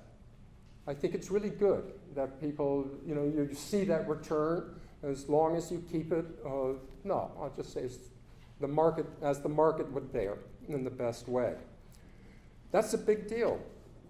It has a precedent in the BCIC incubator building that was out where it's right next to ChemFab, of course. And many of us had studios there. And at one point it had a very innovative no bias gallery there that opened doors for an awful lot of people. And but it was also places where many businesses, and it was really got started and exists today. It was really at the intersection of art, science, technology, etc. Most communities in areas that thrive have now working examples of this. Is that when I first came to Bennington, we got an arts collaborative going. And arts collaboratives were going on everywhere. Well, that had its phase and it moved on. And then farmers markets became a big deal. And it's almost every generation has its form and its gathering point. And one of the emerging ones is the co-working type space. I think we should be looking at some models. Burlington has its generator space. It's a not-for-profit. But here's its mission. Generator is a combination of artist studios, classrooms, and business incubator at the intersection of art, science, and technology We provide tools, expertise, education, and opportunity to enable all members of our community to create, collaborate, and to make their ideas reality. Yes, that's a good one. Here's another model. This is also a school that was revitalized. For many years, I lived in Bisbee, Arizona, and it was a copper mine town. They had left. Artists came in and mixed with those that were there, both Mexican and Anglo. But at a certain point, it established a central school project. And that became a real arts center, arts-oriented space. The interesting thing about it is that recently, Lowe's, that large company, Lowe's, basically has it in a partnership because they've identified supporting historic schools and rehabilitating them, for purposes. So there are partnership opportunities that are out there. And it is, again, a beautiful old style building. I don't know if this building's on the historic place of register, but if it were, I would say call up Lowe's right away and start working with them because they're doing it all over the country. And it's obvious. That's the reason why. I think what you've done with RAMP in Bellows Falls is another example of where by forming an organization and working deep in the community, there is that leavening aspect and that sense of, possibility, what could happen here? And now, is when I want to get back to the WPA. When I think about that WPA project, it was a national artist in-depth community residency. Is really what it was. It was done on a national scale, and it put artists and it connected them across the United States, and you saw the results. And look where we are now. Almost every single one of those things that were created, that amount is created in one day in America today. That number of posters, that number of oil paintings, so that is real stimulus of it.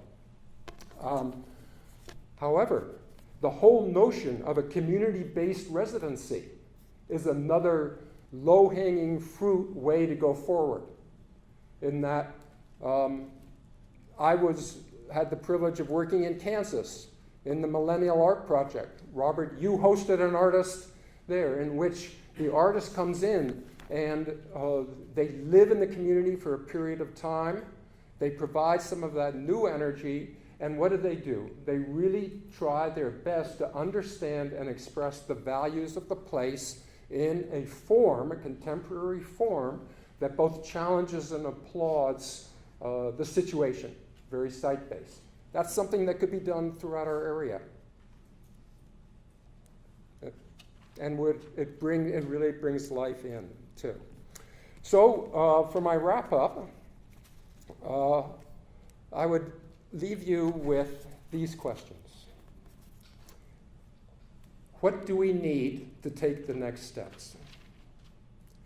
What is the next step? What will success look like?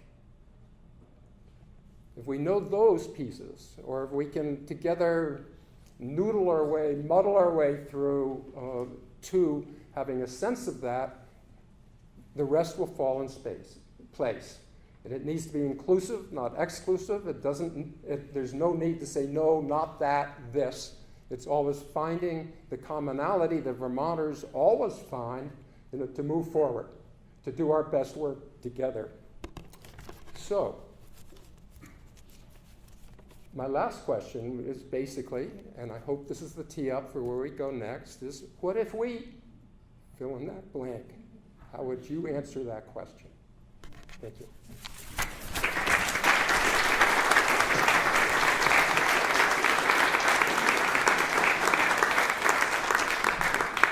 Thank you, Bill, and our speakers. I'm going to invite our speakers to come and sit in these chairs here so that we can begin a discussion with our audience. We can either begin with your responses to Bill's questions. I think we have some really exciting and inspiring words, preserving the future, and we'd love to hear on thoughts about what some of these future steps can look like. So, speakers. Yeah, Yes. and when the speakers are coming up, You can be the person. I'm gonna just say, number one, I want to really thank Sarat for all the work that she's done on this, and I hope that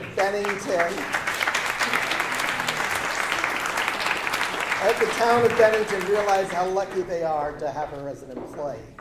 So she's really fantastic. The other thing I want to mention is we've done these, you got these handouts when you came in. There's a bunch at the back table.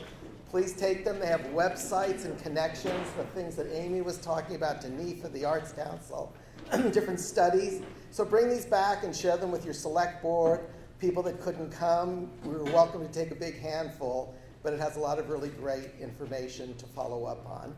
And the other thing I'd like to kind of frame before you get into the questions, that we're very lucky in Vermont. I think our biggest resource is the scale of the state itself, with 625,000 people, that we're trying to manage that amount. I live in Bellows Falls with 3,600. It's probably the 15th largest village in the state of Vermont. So we have an incredible opportunity when we're dealing with that kind of population of risks and chances we can take, in my viewpoint. And I think that's a really important thing to always keep in mind.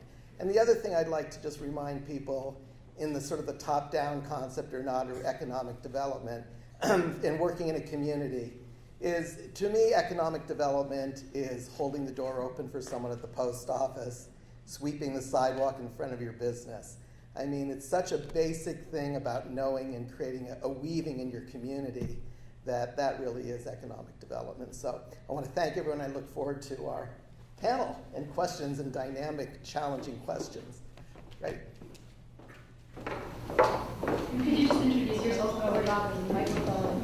Hi, I'm Suzanne Howard, Western Playhouse.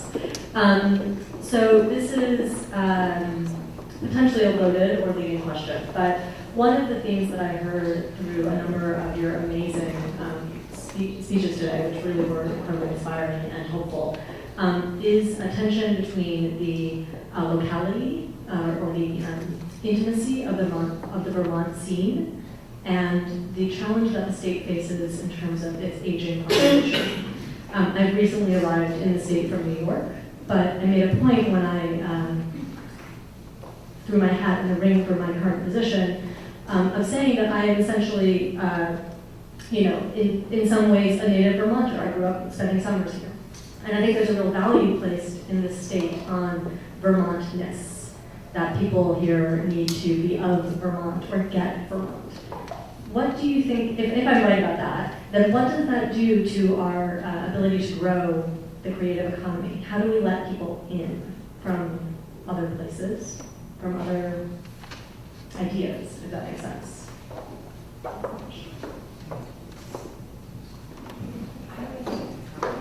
Also, zero generation Vermonter.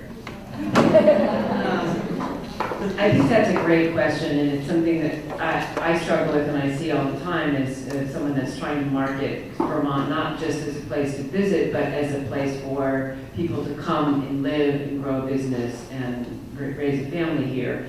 One of the things that I see, my neighbor, I live in a town of 600 people, and I am not native, okay, that's the term I've been seeing, which I find a little bit offensive, because if you're not, unless you're Abenaki, you're not native. We are all immigrants. So it's something we definitely struggle with. And when you think about Vermont, we are, a lot of us from elsewhere.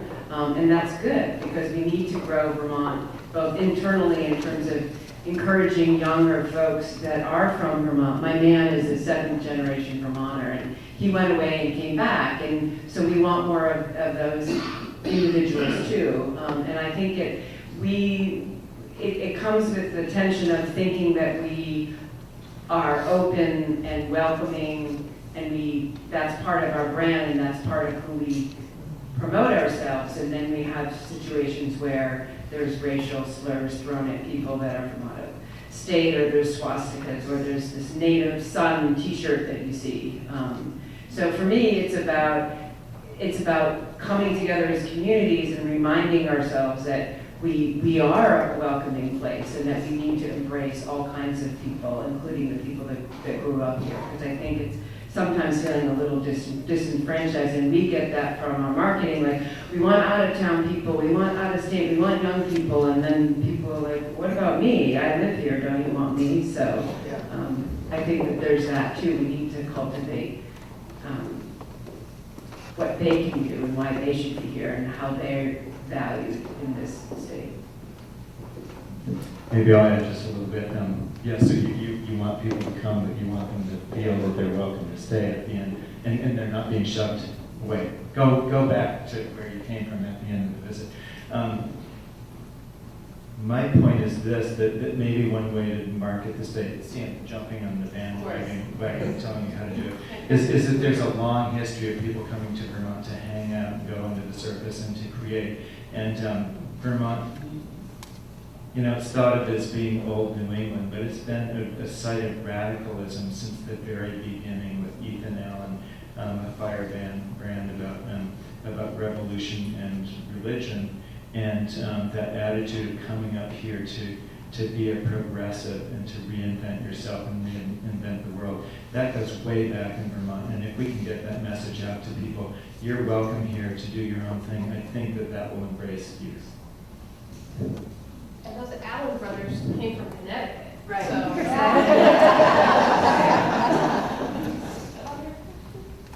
To me, there's an amazing way in which I was a come here. That's what I call them in Virginia, and I've sort of embraced that term. I'm a come here to Vermont. And when I came in 1965, yes, it was standoffish, and at the same time, it was the most permeable place I'd ever been. And there was very definitely that feeling, this is maybe an Army grad thing, but because we have losing population, because we are thinning out, we treasure and welcome the people who move here. And I think that you'll find people have the experience of people being delighted that you come and will elect you to everything. So I just wonder where the details of this story are. So maybe go look at each particular one, frankly, you see. And then the second thing is what, the Rumi line, this being human is a guest house. And if at Bennington Potters, because we were such a big deal in Bennington and at the same time really quite vulnerable and not nearly as strong as everybody thought we were, we couldn't really brag about ourselves. And so what we did was we flipped it and we said, you know what, we're going to brag about our town. And we're going to think of ourselves as the docent and the concierge of our town. And we're going to welcome people.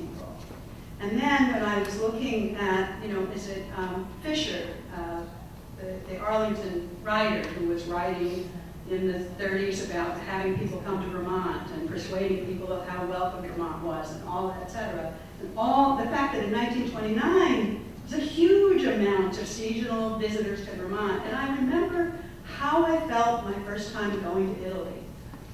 And I was just so amazed at the contrast between Italy and France in terms of the relaxation of all the Italians. They'd had 2,000 years of people coming and touristing in Italy. They were relaxed. Maybe an idea is for us to get used to the idea of being the docents and the curators and the husbanders and the preservers of an amazing place.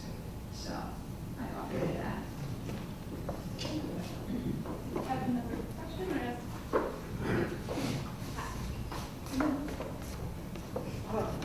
I just wanted to, in terms of branding, let's consider the fact that Vermont has been the first in so many important moral questions. And why has that been the case? I'm thinking of the moratorium that we led, civil unions that we led. We were the first state to have a council in the arts. Why is that? I think we ought to stress that. I mean, we're a little bit more than economic man. More abolitionists per capita in Vermont than any other state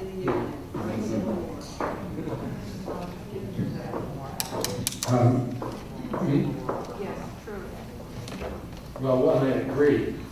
Basically, is that if you really understand who you are and speak about it, is that I think I remember last year in my committee, is that I was talking with my vice chair, and it's this whole issue of how do we attract people or whatever, and what do we talk about, and he said, basically, we should just look at what we're really doing right now, in the sense of that, and our aspirations, that if you want to be in the world of attracting and retaining the human capital with the values that would be successful here, which means matches up with the values that we have, we should really be talking about what do we do for early childhood, what do we do for education, what do we do for healthcare, what do we do to help people buy a house, first-time home buyer program.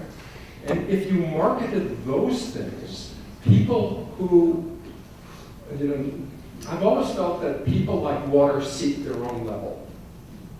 And there's a pretty good level here of interest and depth in it. And I think we need to do better about talking about what we actually do well, and people saying like, oh, I see myself in that picture.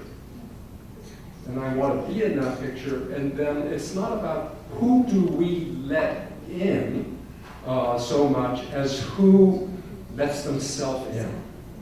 And how do we make sure to be inclusive, as frankly, Vermont always has.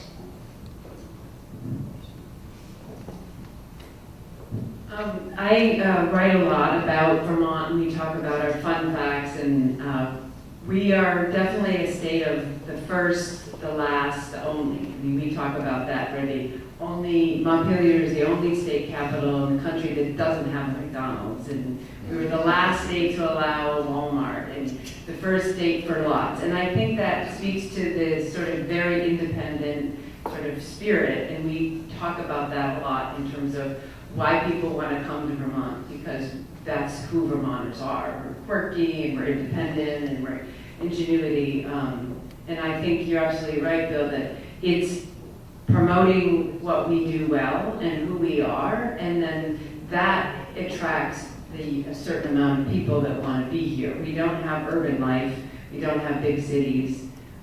We have this really quirky, independent place to live that you can, for the most part, do what it is that you want to do, and we're all kind of like, okay, that's cool, whatever. I mean, I think we have to look at who the Democratic Party voted for their candidate in government, for the governor. I think that's pretty, in one respect, it's pretty incredible, right? This is the first in the nation of a transgender and of a governor, what am I saying? The race, the governor's race, right? But for the most part, I think Vermonters are like, okay, yeah, whatever, but what's her policy? Like, what does she care about? You know, how is she gonna affect my community? Anyway, I loved your point about the first and the last and the only.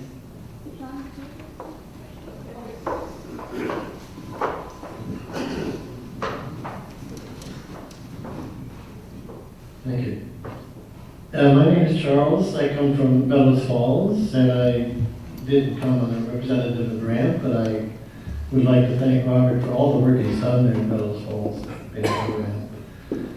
I do come as one of the artists in Bellows Falls, and there's a conversation going on in Bellows Falls right now, and I can see one person back here who's part of that.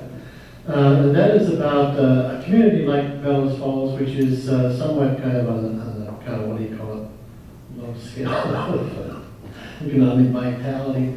But there's a conversation going on there now which is trying to bring some of that economic vitality back through creative economy and makerspace conversations and artists and things like this. I'd like to invite people to come to Bellows Falls and be part of that discussion. If anybody wants to do that, I'll take your name and email, and I'll try to set up something myself. I'm not doing this on behalf of Robert. It'll be my own initiative. An initiative on the part of those artists in Bellows Falls. So I'll leave this out, this notebook, and you can put your names and emails if you want to come and try it out. But I want to refer a question to Julie, who made some really, really important points. And my background is social science in addition to arts, so I have a tendency to kind of focus on how the artists live and what their conditions are in their living situations. Referring back to the WPA, that's a really important, and I appreciate the museum and everybody making that connection. I would like to know what happened after the WPA, what happened to the society, what happened to the economy, so that the things that the WPA did push the artists aside, and how is that similar to the situation today? Because it's an important question to ask if you want to try to promote a creative economy, to know what you're up against. I guess I could say that. Thanks. Don, did you want to go sit down? Oh boy, I don't know. Oh, good. I don't know. I feel like there's a gap between the 40s and the 60s when the NEA was founded, the National Endowment for the Arts, which is the government agency that supports artists and creative people today. So I'm not sure what happened in that. You can say. Here you go. World War II. Definitely World War II, and definitely I think that so much energy. Oh, I'm Zonistist, by the way. I live in Brattleboro, or Guilford, which is near Brattleboro. I think that probably I wouldn't describe it as that the government turned away from the arts at any point. I think the government turned away from many things at one point, and we're slowly finding our way back to living a whole life, figuring that out. Maybe not right now, but that's what we've been doing for the last many, many years. And I think that it's also, it's important to say that even though there was this federal spark of interest and support at that point that brought out that was an amazing list to see at the very beginning. I had never seen that. It's really impressive. But there's no denying that community after community around this country has taken it upon itself to get a hold of arts and culture in one way or another.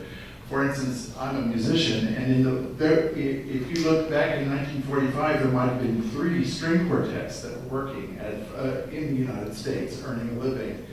By the 70s, there are 200 string quartets working all over the country, in universities, developing relationships, working in communities.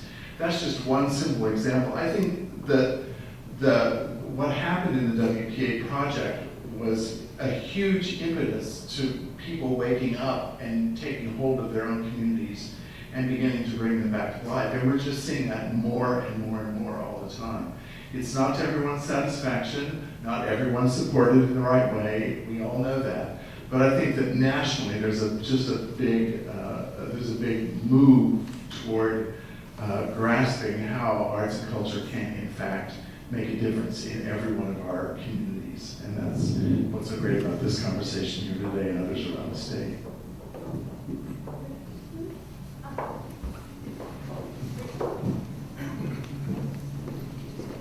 I hope I can phrase this well. I'm not from your community. I'm thrilled to have been here to participate in this. You were all eloquent. I'm from healthcare, so I'm a former public health nurse. And it seems to me that Vermont is right to help transform healthcare back to a patient-centered model rather than the industrialization of healthcare, which is happening all over the country. Think of Oregon and their universal healthcare and Bernie Sanders. So I encourage that connection. We think of healthcare as all science. It's not. It's the art and science of healthcare. So thank you for listening.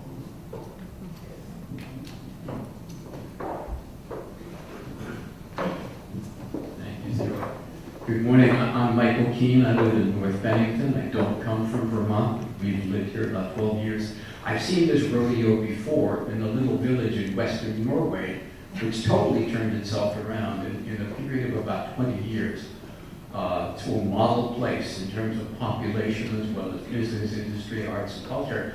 My major question in terms of that is, can we do this without a significant addition to our population, both to replace the people who, like some of us senior citizens, maybe between, with We may have one foot in the grave and the other on a banana peel. We're all going.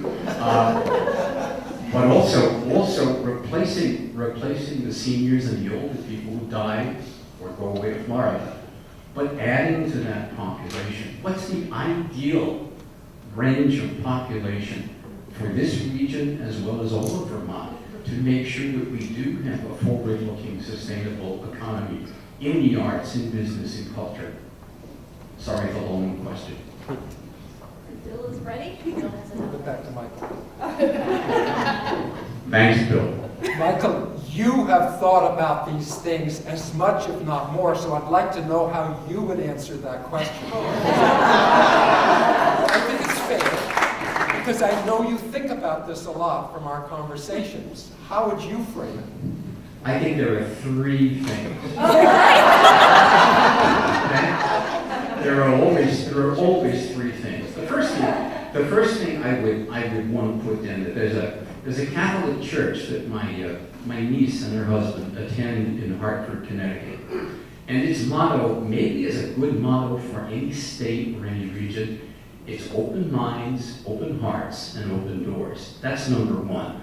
Number two, what I've heard in so many of our discussions, and that also includes the Regional Economic Development Group, doesn't distress me, but somewhat disappoints me in that we talk about growing certain things, but we never really focus on what a diverse population of people with very diverse ethnic and cultural and geographic backgrounds can do for a state like this, which we have seen in communities all across the country, which since I've done a lot of business in the Canadian world, I see in Toronto, I see in Montreal, I see in Winnipeg, Manitoba very often, and which I would like to see here. I'd like to see that notion of ethnic and cultural diversity increased. I'd like to see that blossom here into many flowers and many fields. And the third thing, if you do those two things right, the third thing will happen by itself. Those are my three things.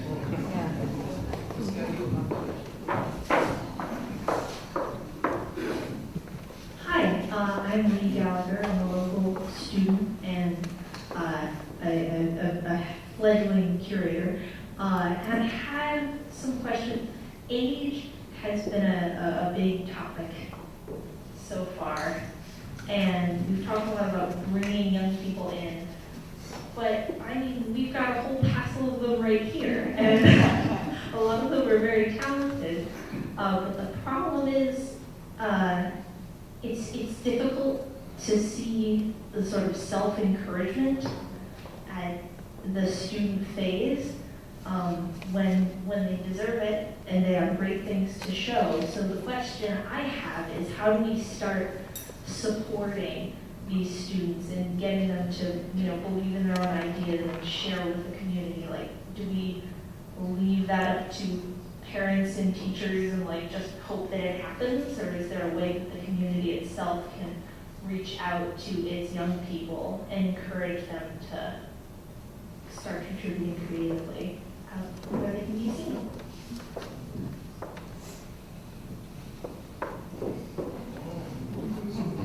Take a stab. I think that that's hugely important. I don't have the magic answer. Probably not surprised to hear that. But I think that there's a couple of things happening on the statewide level that are hopefully promising towards that encouragement of students. I'm thinking of K-12, but beyond, of course, is important too. I think that the portfolio program that, now I'm going to mess up, the individual pathways idea for high school education, high school graduation is a step in the right direction. I can say from, as far as the Arts Council goes, we've been investing for about 30 years in in-depth artist residencies in schools around the state, and I hope help to kind of create that fertile ground so that students do feel supported and appreciated and have opportunities for artistic exploration. That's a piece of it. The peer tech centers. make the most of them. I think it's actually where some interesting things are going on. I'd like to see some of these artist residencies actually taking place in our tech centers as well as our regular K-6, K-12. I think that's your key. There's the workforce development component. It's creating a pathway that is centered on finding that right match between the reality and the aspiration of the young person, and so that they have the courage to aspire. Julie, thank you. One of the things I'm noticing about this Q&A are, I'm not being critical, I'm just making a point about a connection that I'm seeing. Is there are a lot of questions posed that sort of require very specific answers. Like, what are you going to do about this? How can you deal with this? Something I've seen a lot in economic development. I'm from Berkshire County. We have grown and developed our creative economy to a certain extent, and it's all rolling along pretty well. But I'm sure in the beginning of all of that, there was a lot of, when I worked at One Berkshire, that was a county-wide, it was an economic development agency for the whole county. There's no county government in these states, so that's what makes it a little tough to create some unifying strategies. But we would have networking events and things, and people would ask us, or me, what are you going to do about workforce? What are you going to do about the population problem? Berkshire County has a declining population like any rural community across the globe. So I guess, I don't have any answers for you either. I don't live here, but I guess what I would urge everyone here to do is to use this opportunity to talk to each other. I mean, if you're looking to solve the population problem, it doesn't just come from statewide marketing, but that might be a part of it. It comes from you as a business. How do you recruit employees? Your workplace culture, what is that like? How do you treat your neighbors? How do you talk to your kids about this region? If you have a message to them that it's a great place to stay. I mean, a lot of those conversations start around a dinner table and then talking to you about, what can the community do to get you to stay here if you're a student. There's just a lot of points of access to these questions. Businesses can reach out to the college and get interns to work for you, and you can go to those businesses and ask yourself for, if there are any opportunities. Apprenticeships, that's a great way to connect young people with the arts community that you don't hear too much about anymore. So I just wanted to make this sort of general point that just a great way to think about answering these questions doesn't just come from anybody that is identified as an expert, but it comes from everybody in this room working together, talking to each other. I would just say that there's a number of co-making spaces and incubator spaces, and I think that Vermont has a fair number of them, and I would encourage you to reach out to those communities and those centers, and if there aren't any, to start creating one for yourself. To your question about how many people do we need, according to the Vermont Futures Project, we need 10,000 additional every year residents. Net increase of 10,000 additional people every year. So the Berkshires needs 800 young people a year to level the population decline. I mean, these numbers are big, but if you just think about it logically, divide that number between all of the towns in the state, then how many is that, 20? 20 young people per community? I don't know. So if you take these big problems, like everything that we're talking about today, and break it down to little pieces that make sense for you, that you can help to solve, that the state obviously, is a bigger, maybe has a way to reach more people at a time. But just when you hear these numbers, both positive and negative, how many people work in the creative economy in the whole state, and the converse, scary numbers, to break it down into something digestible that you might be able to tackle. I had a short, spontaneous conversation with the president of a small college in northern Vermont. I don't remember which one. And he said that their students were just leaving the state. They were leaving the community and leaving the state, and they had turned that around enormously. How did they do it?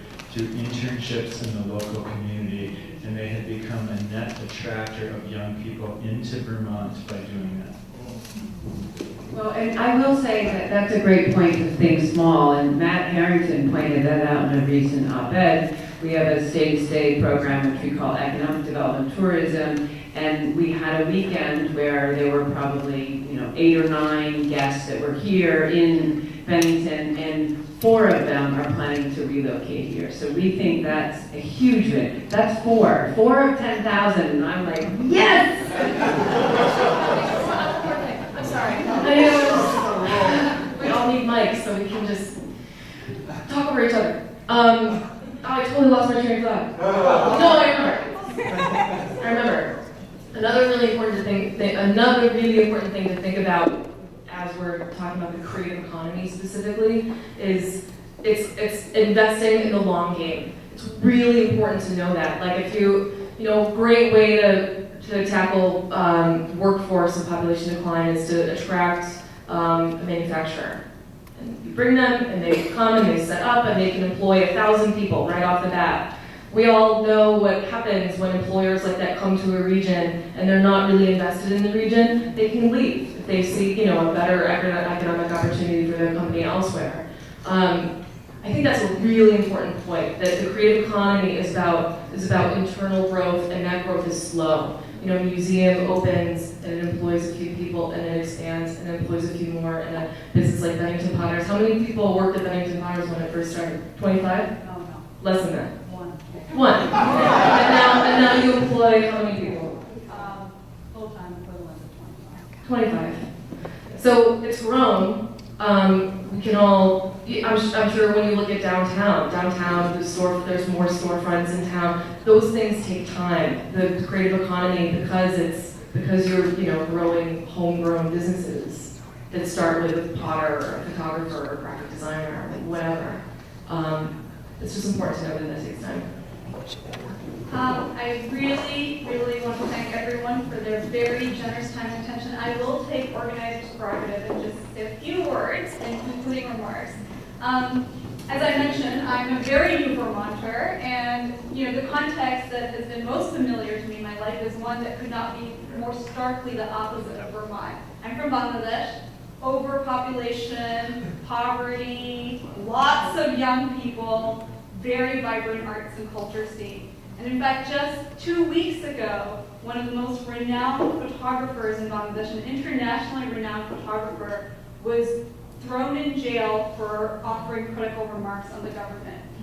So I bring this up, I'm always a Debbie Downer, sorry. But I bring this up because I think it's remarkable that we're sitting here in this room talking about the strength of the arts, the value of the arts to our communities, to our aspirations. And we have purportedly the democratic conditions in which we can experience and nurture and encourage that. I don't know why we are not all thumping our chests. So while it's Vermont, it's special, it's America, what matters is when it comes down to it, as Julia was saying, do our artists have health care? Do our artists get paid fairly? Because if we want them to shine their creativity on us, we need to shine that light back on them. So on that note,